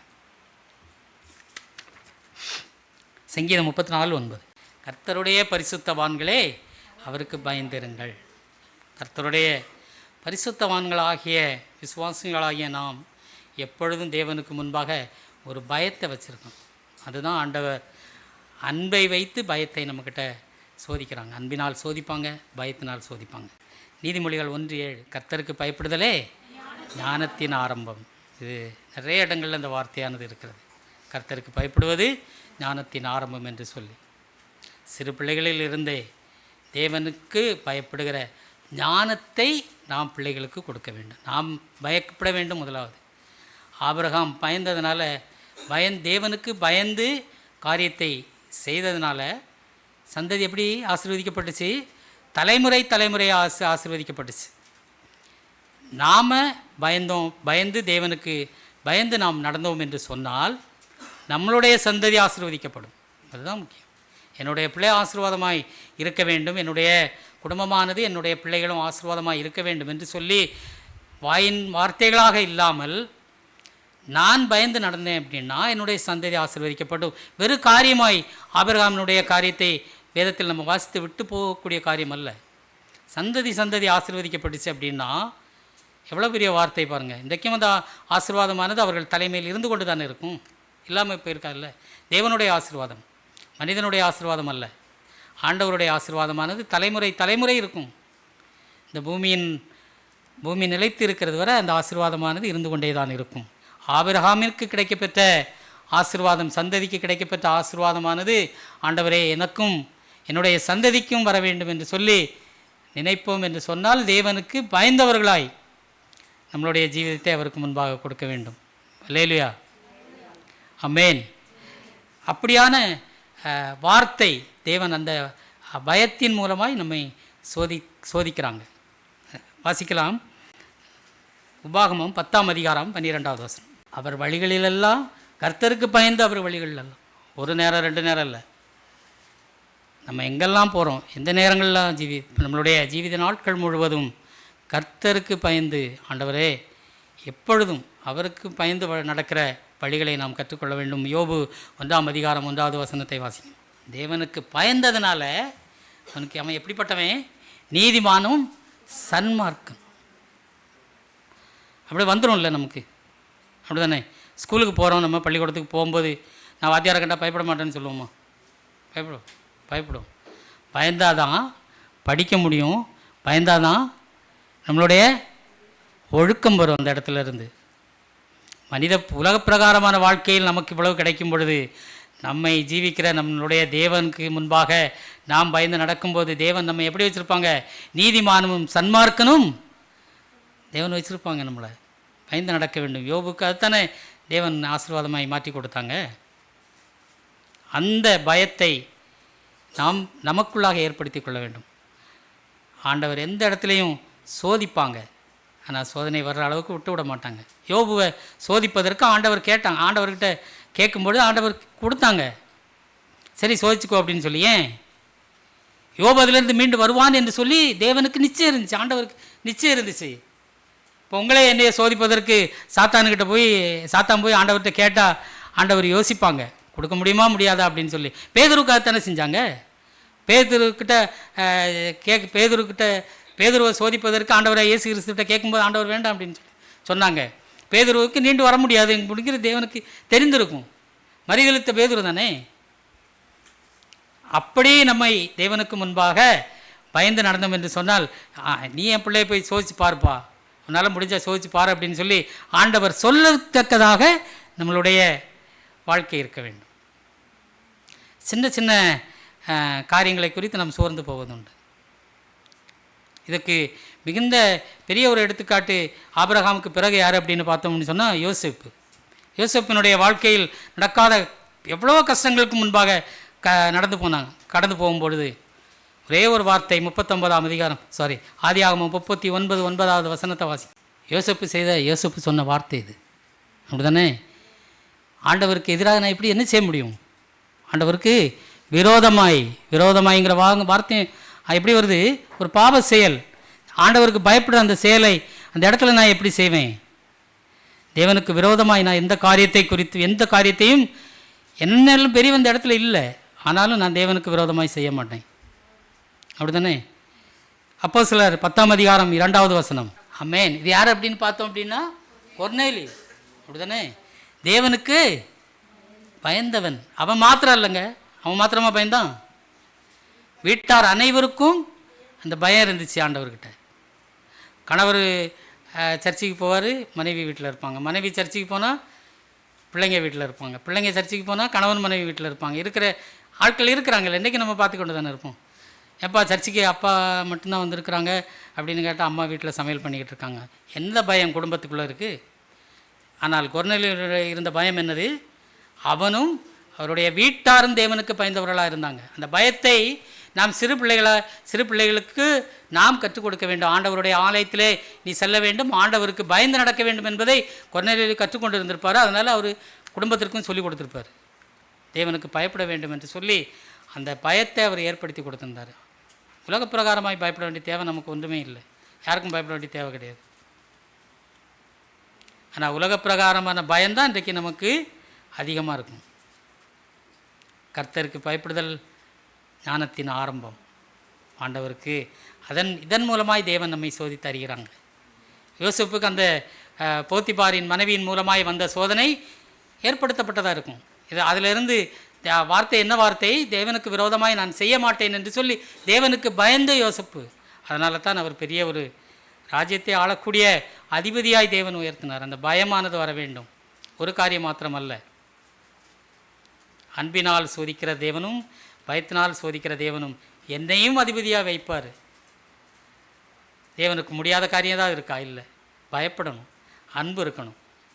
அப்படின்னா தேவன் எனக்கும் யோசேப்பை போல ஆபிரகாமை சந்ததியை ஆசீர்வதித்தது போல யோசேப்பை கொடுத்த ஆசீர்வாதத்தை போல எனக்கும் தேவன் என்னுடைய தலையின் மேல் அந்த ஆசீர்வாதத்தை வர செய்வாங்க அப்படின்னு சொல்லி இருக்க வேண்டும். நமக்கு அந்த ஆசீர்வாதமானது வர வேண்டும். சங்கீதம் 128 1 முதல் 6 வசனங்கள் இருக்குன்னு நினைக்கிறேன். 128 1 முதல் 6 வசனங்கள்.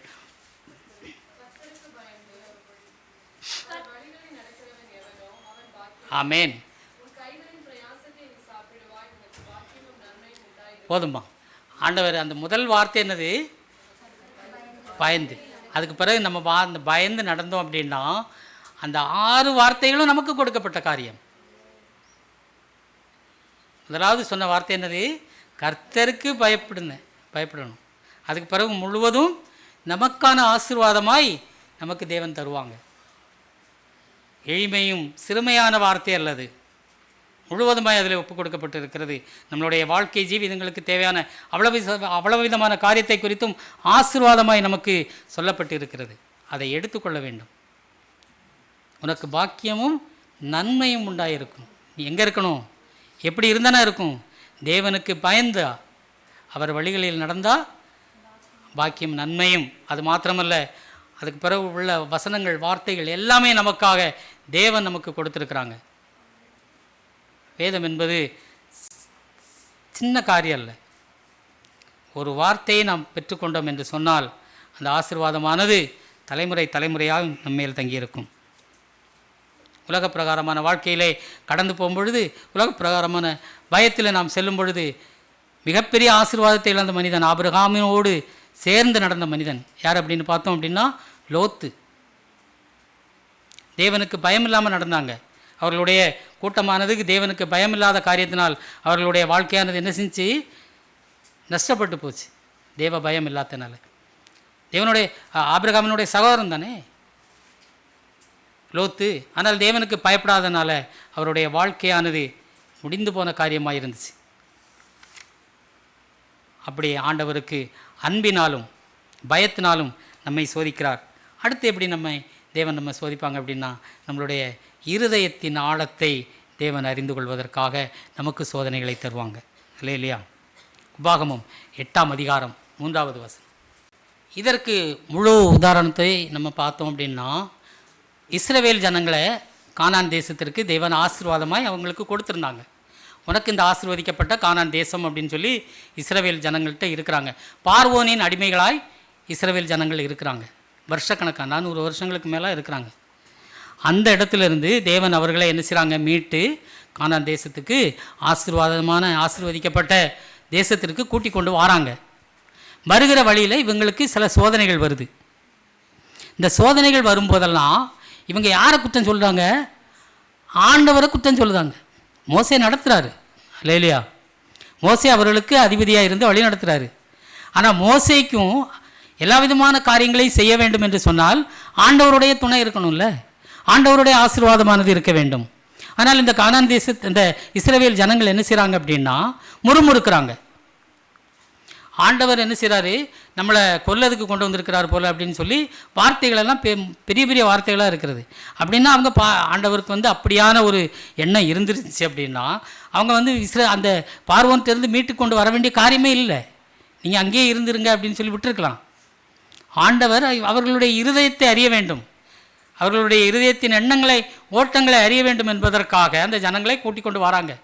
40 நாள் போதுமா? வேதத்தை நான் ஒரு இடத்துல அந்த காரியத்தை குறித்து வாசிக்க சொல்லும் பொழுது 40 நாள் போதும் கானான் தேசத்துக்கு செல்வதற்கு. ஆனால் தேவன் சோதனை வைக்கிறாங்க. அந்த சோதனையிலேருந்து நீ மீட்டு வந்தோம் அப்படின்னா 40 நாள் இல்லை அப்படின்னா அவங்க எத்தனை வருஷம் பாலைவனத்தில் அலைஞ்சாங்க? 40 வருஷம். என்னுடைய ஆவிக்குரிய வரங்களை நான் பெற்றுக்கொள்ள தேவனிடத்திலே எனக்கு எத்தனை நாள் யோசிக்கணும். என் இருதயம் தேவனுக்கு எப்படி இருக்கிறது? காரிய சித்தியுள்ளதாக இருந்துச்சுன்னு சொன்னால் ஆசீர்வாதமானது தேவனுக்கு முன்பாக நிமிடங்களில் கிடைக்கும். 40 நாள் கானான் தேசத்திற்கு செல்ல வேண்டிய இடத்த 40 வருஷமாக அவங்க போய்கிட்டு தான் இருக்கிறாங்க. ஒவ்வொரு சோதனையாக கடந்துக்கிட்டு இருக்கிறாங்க. அழிக்க வந்திருக்கு, தேவன் எங்களை அழிச்சிடுவார் அப்படின்னு சொல்லி சொல்கிறாங்க. பகலில் மேகஸ்தம்பம் சங்கீதத்தில் பிரேஷன் வர்ஷிப் எடுக்கும்போது சொன்னாங்கல்ல, பகலில் மேகஸ்தம்பமும் இரவில் அக்கினி ஸ்தம்பமும். அதை ஒரு நிமிஷம் தேவன் மாற்றி போட்டாங்க அப்படின்னா இஸ்ரவேல் ஜனங்களே இல்லை. அவங்க செய்வாங்களா தேவன் அப்படி? யாரையும் அழிக்கணும்னா நினைப்பாங்க? இருதயத்தின் ஆழத்தை தேவன் அறியறாங்க. ஒவ்வொருவரும் தன்னுடைய இருதயத்தை தேவனுக்கு முன்பாக கொடுக்க வேண்டும். அதனால தான் அவங்க என்ன செஞ்சாங்க? முறுமுறுத்தாங்க. கானான் தேசத்திற்கு செல்வதற்கு முன்பாக அவர்களுக்கு கொடுக்கப்பட்ட அந்த சோதனையிலிருந்து அவங்க வெற்றி பெறலை. யாருக்கிட்ட போய் முறுமுறுத்தாங்க? ஆரோன் இடத்திலும் மோசே இடத்திலும் போய் முறுமுறுக்கிறாங்க. ஆனால் 2 பேரும் முறுமுறுக்கலை. யாரெல்லாம்? அல்லேலூயா சொல்லுங்கம்மா. மோசேன்னு ஆரோன்கிட்ட போய் தான் அந்த மக்கள் முறுமுறுக்கிறாங்க. காலேபும் என்ன செய்யலை, வேவு பார்க்க போன அவங்க 2 பேரும் அந்த இடத்துல இருந்து வந்து ஆண்டவரை முன்னிறுத்தினாங்க. ஆண்டவர் எங்களோடு கூட இருக்கிறா, அதுதான் உண்மையான இருதயமாக இருந்துச்சு. எத்தனை லட்சம் மக்கள் அந்த கானான் தேசத்துக்கு போவதுக்கு புறப்பட்டாங்க? 20 லட்சத்துக்கும் அதிகமான மக்கள் அந்த இடத்துக்கு போகிறதுக்கு புறப்பட்டாங்க. கானான் தேசத்துக்கு போனது 2 பேர், காலேபும் யோசுவாவும் குடும்பத்தாரும் சென்றார்கள். இருதயமானது அங்கே அந்த இடத்துல சோதிக்கப்பட்டுச்சு. எப்படியான கானான் தேசம் என்று சொல்லி அந்த இருந்த அனைவருக்கும் தெரியும். ஆசீர்வதிக்கப்பட்ட பாலும் தேலும் ஓடுகிற வற்றாத ஜீவத நதி உள்ள செழிப்பான கானான் தேசம். அந்த தேசத்துக்கு செல்வதற்கு 20 லட்சம் மக்களில் 2 பேருடைய குடும்பத்தாருக்கும் மட்டும் தேவன் ஆசீர்வாதமாய் கொடுத்திருந்தாங்க. அப்படின்னா இருதயத்தின் ஆழத்தை சோதித்ததில் அவர்கள் ஜெயங்கொண்டார்கள். மற்றுள்ள ஜனங்கள் தோல்வி அடைந்தார்கள். மோசேயும் உண்டு. மோசேயும் கானான் தேசத்திற்குள் முழுவதை போல வேதத்தை வாசித்தோம் என்று சொன்னால் தெரியும். அது வேறு விதமான காரியம். ஆனால் தேவன் நம்மளுடைய இருதயத்தை அறிந்திருக்கிறாங்க. அறிவதற்காக நமக்கு சோதனைகளை தருவாங்க. நீதிமானை சும்மா வெறுதே தேவன் சும்மா உனக்கு ஆசீர்வாதம் வந்துருச்சு அப்படின்னு சொல்லி கொடுக்குறாங்க அப்படின்னா அந்த ஆசீர்வாதத்துக்கு தக்கதாக சோதனைகள் வரும். அந்த சோதனையிலிருந்து தேவன் நம்மை வெற்றி பெற ஜெயம் கொள்ள வேண்டும் என்பதைத்தான் தேவன் எதிர்பார்ப்பாங்க. நீ அப்படியே அந்த தோல்வி அடைந்து விட வேண்டும் என்று சொல்லி தேவன் விடமாட்டாங்க. கர்த்தர் காரியத்தை நமக்கு வாய்க்க செய்கிறாங்க. அந்த காரியத்திலே நாம் ஜெயம் கொள்ள வேண்டும் என்று சொன்னால் காலேபும் யோசுவாவும் என்ன செய்தார்களோ, தேவனை முன்னிறுத்தி கானான் தேசத்திற்கு செல்ல முடியும் என்பதை அவர்கள் அறிந்து கொண்டார்கள். எங்களுக்கு தேவன்தான், எங்கள் ஆண்டவர் இருக்கிறார் என் கூட, நான் கானான் தேசத்திற்கு செல்ல முடியும் என்று சொல்லி சொன்னார்கள். அந்த ஜனங்கள் இவங்களுக்கு என்ன தெரிஞ்சான்? வெட்டுக்கிளிகளை போல் தெரிந்தார்கள். ஆனால் அவங்க என்ன சொன்னாங்க? நாங்கள் அவர்களுக்கு வெட்டுக்கிளிகளாக தெரிகிறோம், அவங்க எங்களை அழிச்சிருவாங்கன்னு சொல்லி இஸ்ரவேல் ஜனங்கள் சொன்னாங்க. தேவன் இருந்தால் எந்த காரியத்தையும் சாதிக்க முடியும். ஆனால் தேவனுக்கு இருதயத்தை முழுவதுமாய் ஒப்பு கொடுக்க வேண்டும். அரகுர மனசாட்டு அவங்க சொல்லலை. அதனால தான் முழு சுதந்திரத்தோடு அவங்க அந்த ஆசீர்வதிக்கப்பட்ட கானான் தேசத்தை காலேபும் யோசுவாவும் பெற்றுக்கொண்டார்கள். குடும்பமாய் எப்படி இருந்திருப்பாங்க ஒரு ஆசீர்வதிக்கப்பட்ட தேசத்தில் போய்? 40 வருஷமாக நடக்கிறாங்க. சோறு தேவன் கொடுத்தா தான் உண்டு. அறிகிறாங்க, அவங்களுடைய அறிகிற எண்ணத்தை தேவன் அவங்களுக்கு கொடுத்தாங்க. அதிலிருந்து அவர்களால் அந்த இஸ்ரவேல் ஜனங்களால் வெற்றி பெற முடியவில்லை. வெற்றி பெற்றது 2 பேர். இருதயத்தை தேவனுக்கு முழுவதுமாய் கொடுக்க வேண்டும். அடுத்ததாக என்ன சொல்கிறோம் அப்படின்னு பார்த்தோம் அப்படின்னா, தேவ திட்டம். சரி, சோதனை தாராங்க. இந்த சோதனைக்கு ஆண்டவர் ஏதாவது ஒரு காரியத்தை வச்சுருப்பாங்கல்ல, அவங்க திட்டத்திற்கு நம்ம என்ன செய்யணும்? ஒப்பு கொடுக்க வேண்டும். எரேமியா 1:5 ஆண்டவர் நமக்கு சோதனைகளை தாராங்க. அந்த சோதனைகளிலிருந்து எப்படி மீண்டு வர வேண்டும் என்று வழிமுறைகளையும் தேவன் நமக்கு காணித்து கொடுப்பாங்க. அது மாத்திரமல்ல, இந்த திட்டத்திற்கு உடன்பட்டு ஆண்டவருக்கு ஒரு திட்டம் வச்சுருப்பாங்க, ஒரு செயல் வைத்திருக்கிறாங்க. அந்த காரியத்திலே நீ வெற்றி பெற்று வர வேண்டும் என்று நம்மளை நினைக்கிறாங்க. அது அந்த திட்டத்திற்கு நம்ம ஒப்பு கொடுக்க வேண்டும். ஸ்கூலில் படிக்க போகிறோம், படித்து ஒவ்வொரு 5 சப்ஜெக்ட் இருக்கும் தானே, 1ஆம் கிளாஸ் 2ஆம் கிளாஸ் எல்லா இதுலேயும் 5 சப்ஜெக்ட் இருக்கும். எக்ஸாம் வைப்பாங்க. ஏன் எக்ஸாம் வைப்பாங்க? பாஸ் ஆகணும். பாஸ் ஆனால் தான் அடுத்த கிளாஸுக்கு போக முடியும். பரீட்சை எழுத எக்ஸாம் வச்சு அந்த பரீட்சையில் நம்ம பாஸ் ஆனால் தான் அடுத்த வகுப்புக்கு போக முடியும். அப்படி தானே? சும்மா 1ஆம் கிளாஸில் போய் டெய்லி போயிட்டு வர முடியாது. 2ஆம் கிளாஸ் போயிட்டு வர முடியாது. புக்கெல்லாம் தோளில் சுமந்துக்கிட்டு கொண்டு போய் எல்லாத்தையும், அது புக்குங்கிறதே ஒரு சோதனை தானே. அவ்வளோ தூக்கணும்ல ஒரு தோளில். சின்ன வயசில் நாங்கள் படிக்கிற காலத்தில் ஒரு தோல் பேக்கெல்லாம் உண்டு. இப்போ ஒரு புக்கு 2 புக்கெல்லாம் கொண்டுட்டு போவோம். காலேஜுக்கு போகும்போது பேப்பரோட போகிற மக்களும் உண்டு. ஒரு பேப்பர் மாத்திரம் பாக்கெட்டில் வச்சுக்கிட்டு 2 கிளாஸ் அட்டன் பண்ணு. ஆனால் சிறு வயதில் நம்ம படிக்கும்போது பேக் இருக்கும், டிஃபன் பாக்ஸ் இருக்கும், எல்லாம் சுமடோடு இருக்கும். அது ஒரு சோதனை. அது படிக்கிறதுக்கு நம்ம ஸ்கூலுக்கு போகிறது சும்மா போயிட்டு வர்றதில்லை. அதே மாதிரி ஆண்டவர் ஒரு திட்டத்தை வைத்திருப்பாங்க. நம்ம இன்றைக்கி அந்த படிப்பு காரியங்கள் முடிந்தால் மட்டும்தான் இன்றைக்கி வேலையில் இருக்க முடியும், அமர முடியும். சும்மா வர முடியாதுல்ல. நர்ஸாக இருக்கணும் அப்படின்னா நான் பிறந்து இல்லை சும்மா வீட்டிலே இருந்துட்டு 25 வயசில் நான் நர்ஸ் ஆகிடுவோன்னு சொல்ல முடியாது. படிக்கணும். டாக்டர் ஆன படிக்க எல்லாத்துக்கும் படிப்பு இருந்தால் தான் முடியும். அதே மாதிரி தான் ஆண்டவருக்கு ஒரு திட்டம் வச்சுருப்பாங்க. இந்த பிள்ளையை நான் எப்படி கொண்டு வர வேண்டும் என்று சொல்லி ஒரு திட்டம் வச்சுருப்பாங்க. இதற்கும் முழு உதாரணம் அப்படின்னு பார்த்தோம் அப்படின்னா, யோசேப்புக்கு தேவன் கொடுத்தாங்க. 2 கனவுகளே தேவன் கொடுத்தாங்க. அப்படி தானே? அந்த 2 கனவுகளிலும் தேவன் சும்மா விட்டுறல. ஒன்று நெற்கதிர்களின் மூலமாய் ஒரு காரியத்தை கனவின் மூலமாய் கொடுத்தாங்க யோசேப்புக்கு. இன்னொன்று சந்திரன் சூரியன் மூலமாய் கொடுத்தாங்க. அதனால் அவர் குடும்பத்தில் இருந்து விலக்கப்பட்ட ஒரு மனிதனாக இருந்துச்சு. அவருடைய வீட்டில் இருக்கும்போது கூட அவர் செல்வ செழிப்பாக இருக்க முடியாது. அவர் எங்கெல்லாம் பயந்து நடுங்கி ஓடக்கூடிய சூழ்நிலை உருவாச்சு. தேவன் அன்பினால் அவரை சோதித்தார், பயத்தினால் சோதித்தாங்க. ஒரு திட்டத்தை கொண்டு வந்தாங்க. அந்த திட்டம் என்னவா இருந்துச்சு? யோசேப்புக்கு ஒரு ராஜ்யத்தை ஆளக்கூடிய அதிபதியாய் தேவன் மாற்றி கொடுத்தாங்க. அந்த திட்டம் எங்கே வந்து சேர்ந்துச்சு பார்த்தீங்களா? அவர் அந்த சிறைச்சாலையில் இருக்கும் பொழுது பயந்துருப்பார்ல. ஒரு பயத்தை தேவன் அந்த இடத்துல கொடுத்தாங்க. சிறைச்சாலையில் ஒருத்தனை பிடிச்சி ஜெயிலில் கொண்டு போடுறாங்க அப்படின்னு சும்மா இருக்கும் பயப்படாமல் இருப்பாங்களா? அந்த பயத்தை தேவனுக்கு முன்பாக அவர் கொடுத்தாரு. அதனால் அந்த சிறையில் இருக்கும் பொழுதே ஒரு வரத்தை பெற்றுக்கொண்டார். ஆமேன். கனவு சொல்லக்கூடிய ஒரு கனவில் வரக்கூடிய காரியத்தை சொல்லக்கூடிய ஒரு வரத்தை அந்த இடத்திலிருந்து தேவன் மூலமாய் பெற்றுக்கொண்ட காரியம். யோசேப்பு அதிபதியாய் தேவன் ஆக்கி கொடுத்துருக்குறாங்க அப்படின்னு சொன்னால் சும்மா நடத்தி அவங்க கொண்டு வரல. தேவனுக்கு அன்பினால் தேவன் அவரை சோதித்தார், ஜெயம் கொண்டார். பயத்தினால் அவர் ஆண்டவர்கிட்ட இருந்தாங்க. அதனால் அவர் ஒரு அதிபதியாய் தேவன் அவரை மாற்றி கொடுத்தார் யோசேப்புக்கு. கர்த்தர் அப்படியாய் நமக்கும் அந்த ஆசீர்வாதங்களை தேவன் கொண்டு வர வேண்டும் என்று சொன்னால் இருக்க வேண்டும். சரி, இவ்வளவு இருந்துச்சு. திட்டம், ஆண்டவருக்கு பயப்படுத பயம், சோதனை எல்லாம் வந்துருச்சு. ஏன் இந்த காரியத்தை தேவன் செய்யணும்? அவருக்கு ஒரு எதிர்பார்ப்பு இருக்குது நம்மக்கிட்ட. திட்டத்தை கொடுத்துட்டாங்க, எல்லாம் செய்துட்டாங்க. அவங்களுக்கு நம்மிடத்திலிருந்து ஒரு எதிர்பார்ப்பு இருக்கிறது. அந்த எதிர்பார்ப்பு என்னவாக இருக்கும்? சங்கீதம் 11ஆம் அதிகாரம் 5வது வசனம். ஆண்டவருக்கு நீதிமான சோதித்து அறிகிறாரு. அதில் அவன் வெற்றி பெற வேண்டும் என்று சொல்லி ஆண்டவர் எதிர்பார்க்கிறார். அப்படிதானே? இன்றைக்கி நம்ம சொன்ன மாதிரி எக்ஸாம் எழுதுகிறோம் அப்படின்னா சும்மா எழுதிட்டு வர மாட்டோம். நம்ம பெற்றோர்கள் எதிர்பார்ப்பாங்க. என்ன எதிர்பார்ப்பாங்க? பிள்ளை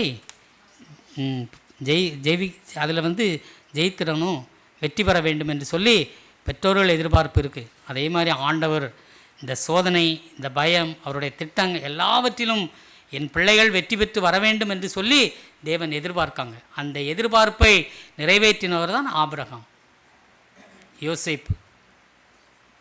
இவர்களுக்கு தேவன் அதை முழுவதுமாய் வாசித்தால் அந்த காரியங்களை குறித்து நாம் அறிந்து கொள்ள முடியும். ஆண்டவரே, இவ்வளவு பெரிய காரியத்தை நீங்கள் கொடுத்துருக்கீங்க அப்படின்னு சொல்லி. லேசான காரியம் அல்ல அது. தேவன், அதனால தான் நான் சொன்னேன், தேவன் நம்மை தேடி வந்திருக்கிறாங்க. அந்த தேடி வந்திருக்கிற தேவனிடத்தில் என் கையை கொடுத்தால் தேவன் கரம் பற்றி நம்மளை வழி நடத்துவாங்க. அதை செய்தவர்கள் அவர்கள் நீதிமான்களாக்கப்பட்டார்கள். விசுவாசத்தினால் நீதிமான் பிழைப்பான். அந்த விசுவாசத்தை தேவனிடத்திலே நாம் கொடுத்தோம் என்று சொன்னால் ஆண்டவர் நம்மையும் எப்படி ஆசீர்வதிப்பாங்க? தலைமுறையாக ஆசீர்வதிப்பாங்க. நம்மையும் ஒருவேளை தேசத்துக்கு அதிபதியாக ஆக்கக்கூடிய சூழ்நிலைகள் உருவாக்கும். கடந்த காலங்களில் நினச்சி பார்த்துருக்க முடியாத காரியங்கள்லாம் நடந்துச்சு. அப்படிதானே? தேவன் ஆசீர்வாதத்தை எப்படி தருவாங்க அப்படின்னா, ஆண்டவரை அன்பினால் அவர் நம்மளை சோதிக்கிறார், பயத்தினால் அவரை சோதிக்கிறார். அவர் திட்டத்திற்கு நாம் உட்பட்டு அவரை நடக்கும் பொழுது ஆண்டவர் நம்ம மேலே வைத்திருக்கிற ஒரு எதிர்பார்ப்பு இருக்குது. அந்த எதிர்பார்ப்பை நிறைவேற்றுகிற பிள்ளைகளாய் நாம் அவருக்கு ஒப்பு கொடுத்தோம் அப்படின்னு சொன்னால் தேவன் நம்மை இருதயத்தின் ஆழத்தை அறிந்து நமக்காக தேவன் என்ன செய்வாங்க? அந்த ஆசீர்வாதத்தை வைத்திருக்கிறாங்க. ஆசீர்வாதம் எல்லாருக்கும் ஆசீர்வாதம் தேவன் வைத்திருக்கிறாங்க. கிடைக்கதும் கிடைக்கப்பெறாததும் நம்மளுடைய எண்ணங்களிலும் நம்மளுடைய கைகளிலும் இருக்கிறது. அதை பெற்றுக்கொள்ள வேண்டும் என்று சொன்னால் நாம் என்ன செய்ய வேண்டும்? தேவனுக்கு முன்பாக அன்போடு, முறுமுறுப்பு இல்லாமல் ஆண்டவருக்கு முன்பாக இருதயத்தை அவருக்கு கொடுக்கணும். பயத்தினால் தேவனை நான் சேவிக்க வேண்டும். அவர் திட்டம் என்பதை நாம் முதலில் அறிந்து கொள்ள வேண்டும். ஆண்டவரே, எந்த திட்டத்திற்குள்ளாக நீங்கள் என்னை நடத்துறதுக்கு ஆயத்தமாக இருக்கிறீங்க, அதை முதல்ல தேவனிடத்திலிருந்து நாம் பெற்றுக்கொள்ள வேண்டும். அந்த திட்டத்தை அறிந்து கொள்ள வேண்டும் என்று சொன்னால் ஆபிரகாம், யோசேப்பு அவர்களுடைய வாழ்க்கை ஜெயத்தை கொடுத்த தேவன் நம்மளுடைய வாழ்க்கையிலும் என்ன செய்வாங்க? அந்த ஜெயத்தையும் ஆசீர்வாதத்தையும் கிருபையும் யோசேப்பு கொடுத்த கனவின் வரங்களையும் தேவன் தருவாங்க. லேசான காரியம் அல்ல. அதன் மூலமாய் தேவன் நம்மை சோதிக்கிறாங்க. சோதிப்பது மாத்திரமல்ல, விட்டு விடவும் மாட்டாங்க. மற்றுள்ளவர்கள் சோதிப்பாங்க, விட்டு விடுவாங்க. தேவன் சோதித்தாலும் நம்மை விட்டு விடாமல், கண் கலங்காமல், எப்பொழுதும் காரிய சித்தி உள்ளவர்களாய், ஆசீர்வாதமான ஜாதியாய் நம்மை வழிநடத்துவாங்க. அதற்கு நம்மை ஒப்பு கொடுப்பதற்கு நான் என்ன செய்ய வேண்டும் என்பது தேவன் ஆண்டவருடைய கரங்களில் நம்மை ஒப்பு கொடுக்க வேண்டும். இது முதலாவது செய்த காரியம். யோபுவின் வாழ்க்கையிலே தேவன் கொடுத்தாங்க. எல்லாத்துலேயும் வந்துச்சு. கடைசியில் இரட்டத்தனையான ஆசீர்வாதத்தை, நமக்கு அதற்கு மேலான ஆசீர்வாதங்களை தேவன் தர வேண்டும் என்று சொன்னால், அன்பினால் பயத்தினால் இருதயத்தை கொடுத்து அவர் திட்டத்திற்கு இணையாக நடந்தோம் என்று சொன்னால், நம்மளுடைய ஆண்டவரின் எதிர்பார்ப்பை நாம் நிறைவேற்றும் என்று சொன்னால், கண்டிப்பான அந்த தலைமுறையான ஆசீர்வாதம் எனக்காக மட்டுமல்லாமல் என்னுடைய தலைமுறையும் ஆசீர்வதிக்கப்பட வேண்டும் என்று சொல்லி நாம் நினைப்போம் என்று சொன்னால், அதற்கு இந்த காரியங்களை நாம் செய்வோம் என்று சொன்னால், தேவன் நம்மை முழுவதுமாய் ஆசீர்வாதமாய் அவருடைய கைகளில் வைத்து தாங்குவார். அது நிச்சயம். அதில் எந்த மாறுபாடும் கருத்தும் கிடையாது. நம் தேவன், உயிரோடு இருக்கிற நம் தேவன் வந்து நிற்பாங்க. கண்டிப்பாக நமக்காக யுத்தம் செய்கிற என் தேவன் எனக்கு முன்பாக இருப்பாங்க என்று சொல்லி நாம் பெருமைப்பட்டு கொள்ளலாம். அதுதான் நம்மளுடைய கிறிஸ்தவ வாழ்க்கை. ஏனோ தானே என்று இல்லாமல் முழுவதுமாய் ஆண்டவருக்கு ஒப்பு கொடுக்கிற கிறிஸ்தவ வாழ்க்கையை நாம் கை கொண்டு நடக்கும் பொழுது, கானான் தேசத்தை சுதந்திரித்த காலேப் யோசுவாவைப் போல, ஆண்டவர் முழு சந்ததியை ஆசீர்வதித்த ஆபிரகாமைப் போல, தேசத்துக்கு அதிபதியாய் ஆக்கின யோசேப்பை போல நம்மையும் தேவன் ஆக்குவார். கொடுக்க வேண்டும் தேவனுக்கு. நான் என்ன செய்ய வேண்டும் என்பது தேவ திட்டம். அதற்கு என்னை முழுவதுமாய் நான் என்னுடைய இருதயத்தை தேவனுக்கு கொடுத்துட்டேன் அப்படின்னு சொன்னால், அதில் எந்த விதமான சந்தேகமும் இல்லாமல் தேவ ஆசீர்வாதம் நம்மேலும், நம் குடும்பங்கள் மேலும், நம் சந்ததி மேலும் தங்கும். கர்த்தர் கொடுத்த இந்த வார்த்தைக்காக ஆண்டவருக்கு நன்றி செலுத்துகிறேன். கர்த்தர் தாமே நம் ஒவ்வொருவரையும் ஆசீர்வாதமாய் வழி நடத்துவாராக. ஆமென்.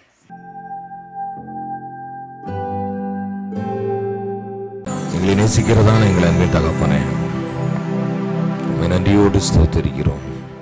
உம்மை நன்றியோடு ஸ்தோத்தரிக்கிற ராஜா. ஆண்டவரே, 4 மாதங்கள் எங்களை கண்மணி போல பாதுகாத்து ஆண்டவரே, இந்த 5வது மாதத்திலும் 2வது வாரத்தில் எங்களை கொண்டு வைத்த தயவுகளுக்காக உமக்கு நன்றி செலுத்துகிறோம். நன்றியோடு ஸ்தோத்தரிக்கிறோம். நாங்கள் நினைப்பதற்கும் நாங்கள் ஜெபிப்பதற்கும் அதிகமாக எங்கள் வாழ்க்கையிலே ஒவ்வொரு காரியங்களையும் நீர் செய்கிற ஒவ்வொரு காரியங்களும் எங்களுக்கு எவ்வளவு விசேஷமானவைகளாக இருக்கிறதுபடினால் உமக்கு நன்றி செலுத்துகிறோம். எங்கள் வாழ்க்கையிலே நீர் எண்ண முடியாத காரியங்கள் ஆண்டவரே, நடக்குமா நடக்காதா என்று இருந்த காரியங்களை ஆண்டவரே நடப்பித்தவரே உம்மை நன்றியோடு ஸ்தோத்தரிக்கிறோம். ஆண்டவரே, நான் எவ்வளவு தூரம் உம்மை விட்டு தூரம் போனாலும் ஆண்டவரே என்னை வெறுக்காத நேசர் அல்லவோ, உம்மை நன்றியோடு ஸ்தோத்தரிக்கிறோம் ஸ்தோத்தரிக்கிறோம் ஸ்தோத்தரிக்கிறோம். தகப்பனே, ஆண்டவரே, எங்கள் பிள்ளைகள் படித்து கொண்டிருக்கிற எங்கள் பிள்ளைகளுக்கு ஆண்டவரே நல்ல ஒரு ரிசல்ட்டை நீர் கொடுத்த தயவுகளுக்காக உமக்கு நன்றி செலுத்துகிறோம். இன்னும் வரும் காலங்களிலே ஆண்டவரே பிள்ளைகள் எந்த இடத்திலே எந்த கல்லூரிகளில் என்ன கோர்ஸ் படிக்க வேண்டும் என்பது ஆண்டவரே வழிவாசல்களை நீர் திறக்க வேண்டுமா ஜெபிக்கிறோம். ஆண்டவரே, பிள்ளைகளுக்கு ஆண்டவரே கல்லூரியில் படித்து கொண்டிருக்கிற பிள்ளைகளுக்கு நல்ல ஒரு வெற்றி வாய்ப்பை கொடுத்த தயவுகளுக்காக உமக்கு நன்றி செலுத்துகிறோம். பிள்ளைகளுடைய எதிர்காலங்களை நீர் ஆசீர்வதிக்க வேண்டுமா ஜெபிக்கிறோம். ஆண்டவரே, திருமணத்திற்காக கடந்து சென்றிருக்கிற அருமையான பரமேசுக்காக ஜெபிக்கிறோம். ஆண்டவரே, மனுடைய திருமணத்தினர் ஆசீர்வதிங்க. அநேக பிள்ளைகள் கலந்து எல்லா தேவைகளையும் நீர் சந்திக்க வேண்டுமா ஜெபிக்கிறோம். ஆண்டவரே, ஆண்டவரே, கடந்த வாரங்களிலே ஆண்டவரே வியாதியாக இருந்த ஒவ்வொரு பிள்ளைகளுக்காகவும் நன்றி செலுத்துகிறோம். ஆண்டவரே, பிள்ளைகளோடு கூட இருந்த தயவுகளுக்காக உமக்கு நன்றி செலுத்துகிறோம். ஆண்டவரே, உம்முடைய ஆணி பாய்ந்த கரங்களினால் என் பிள்ளைகளை தொட்டீரே, அதற்காக நன்றி செலுத்துகிறோம். ராஜா, நீர் அப்படியே செய்ய போற தயவுகளுக்காக நன்றி செலுத்துகிறோம். ஆண்டவரே, குடும்பத்திலே சகோதரர் சகோதரி ஒவ்வொரு இழந்து தவிக்கிற ஒவ்வொரு குடும்பத்திற்காக துக்கத்தால் கடந்திருக்கிற அனைவரு சகோதரி குடும்பத்திற்காகவும் நன்றி செலுத்துகிறோம். பிள்ளைகளுக்கு ஆறுதலும் தேர்தலும் நீர் கொடுக்க வேண்டுமாய் ஜெபிக்கிறோம். ஆண்டவரே, நன்றியோடு ஸ்தோத்தரிக்கிறோம். ஆண்டவரே, இன்னும் எங்கள் பிள்ளைகள் பலகீனமாக இருக்கிற ஒவ்வொரு பிள்ளைகளுக்காக நன்றி செலுத்தினோம். பிள்ளையுடைய பலகீனத்தை எல்லாம் நீர் மாற்ற வேண்டுமாய் ஜெபிக்கிறோம். தேவைகளோடு கண்ணீர்களோடு பாரத்தோடு வந்திருக்கிற ஒவ்வொரு பிள்ளைகளுக்கும் இருந்த நேரத்தில் ஆசீர்வாதங்களை நீர் கொடுக்க வேண்டுமாய் ஜெபிக்கிறோம். ஆண்டவரை நன்றி செலுத்துகிறோம். சபையை நீர் இம்மட்டும் வழிநடத்தின கிருபைகளுக்காக நன்றி செலுத்துகிறோம். ஆண்டவரே, சபையில ஒவ்வொரு காரியங்களையும் நேரெடுக்கிற ஒவ்வொரு மாற்றங்களுக்காகவும் நன்றி செலுத்துகிறோம். தகப்பனே, பிள்ளைகளை நீர் புட்டமிட்டும் அபிஷேகப்படுத்தும். ஆண்டவரே, ஒவ்வொரு பிள்ளைகளும் ஆண்டவரே உமக்கு உகந்த பாத்திரமாய் வாழ நீர் கிருபை செய்ய வேண்டுமாய் ஜெபிக்கிறோம். ஆண்டவரே, ஆண்டவரே, பாவத்தை பாராத சுத்த கண்ணர் அல்லவோ தகப்பனே, எங்கள் பிள்ளைகளை நீர் ஆசீர்வதிக்க வேண்டுமாய் ஜெபிக்கிறோம். ஆண்டவரே, பிள்ளைகள் எடுத்து உபயோகப்படுத்துங்க. ஒவ்வொருவரும் ஆண்டவரே ஒரு வைராக்கியமா ஒரு சுவிசேஷகராய் மாற நீர் கிருபை செய்ய வேண்டுமாய் ஜெபிக்கிறோம். ஆண்டவரே, சபையில நடக்கிற ஒவ்வொரு ஆராதனைகளுக்காக நன்றி செலுத்துறோம். ஒவ்வொரு ஃபெலோஷிப்புக்காக நன்றி செலுத்துறோம். உமன்ஸ் ஃபெலோஷிப்புக்காக, சண்டே கிளாஸுக்காக, யங் அடல்ட்ஸ்க்காக நன்றி செலுத்துறோம். தகப்பனே, ஆண்டவரே, சபைக்கு ஒத்த ஆசையாக வேலைகளை செய்கிற ஒவ்வொரு பிள்ளைகளையும் நீர் ஆசீர்வதிக்க வேண்டுமாய் ஜெபிக்கிறோம். ஆண்டவரே, இந்த நேரத்தில் இந்த ஆராதனை கலந்து கொண்டிருக்க ஒவ்வொரு பிள்ளைகளையும் நீர் ஆசீர்வதிக்க வேண்டுமா ஜெபிக்கிறோம். விசேஷமாக இணையத்தில் கலந்திருக்கிற ஒவ்வொரு பிள்ளைகளுக்காகவும் நாங்கள் ஜெபிக்கிறோம். தகப்பனே, பிள்ளைகள் எல்லாரும் நீர் ஆசீர்வதிக்க வேண்டுமா ஜெபிக்கிறோம். ஆண்டவரே, விசேஷமாக ஆராதனை நடத்திய மகனுக்காக நன்றி செலுத்தணும். மகனுடைய எல்லா தேவைகளையும் சந்திக்க வேண்டுமா ஜெபிக்கிறோம். குடும்பத்தை நீர் ஆசீர்வதிக்க வேண்டுமா ஜெபிக்கிறோம். காத்துக்கொள்ளுங்க, வழி நடத்துங்க. இயேசு கிறிஸ்து என்ப நாமத்தில் பிதாவே, ஆமென். கர்த்தராகிய இயேசு கிறிஸ்துவின் கிருபையும் பிதாவாகிய தேவனுடைய அன்பும் பரிசுத்த ஆவியானவருடைய ஐக்கியமும் சிநேகமும் இரக்கமும் கிருபையும் சமாதானமும் ஆசீர்வாதமும் இன்று மீண்டும் சதா காலங்களிலும் நம் அனைவரோடும் கூட இருப்பதாக. ஆமென், ஆமென். ஆராதனையிலே கலந்து கொண்ட உங்கள் அனைவருக்கும், சிறு பிள்ளைகளுக்கும் பெரியோர்களுக்கும் இன்னும் மூப்பர்களுக்கும் அனைவருக்கும் ஆண்டவராகிய இயேசு கிறிஸ்துவின் நாமத்தினாலே வாழ்த்துக்களை தெரிவித்துக் கொள்கிறேன். இணையத்தில் கலந்து கொண்டவர்களுக்கும் ஆண்டவராகிய இயேசு கிறிஸ்துவின் நாமத்தினால் வாழ்த்துக்களையும் நன்றிகளையும் தெரிவித்துக் கொள்கிறேன். ஆமென். கர்த்தர் தாமே நம்ம ஒவ்வொருவரையும் ஆசீர்வாதமாய் வழி நடத்துவாராக. ஆமென்.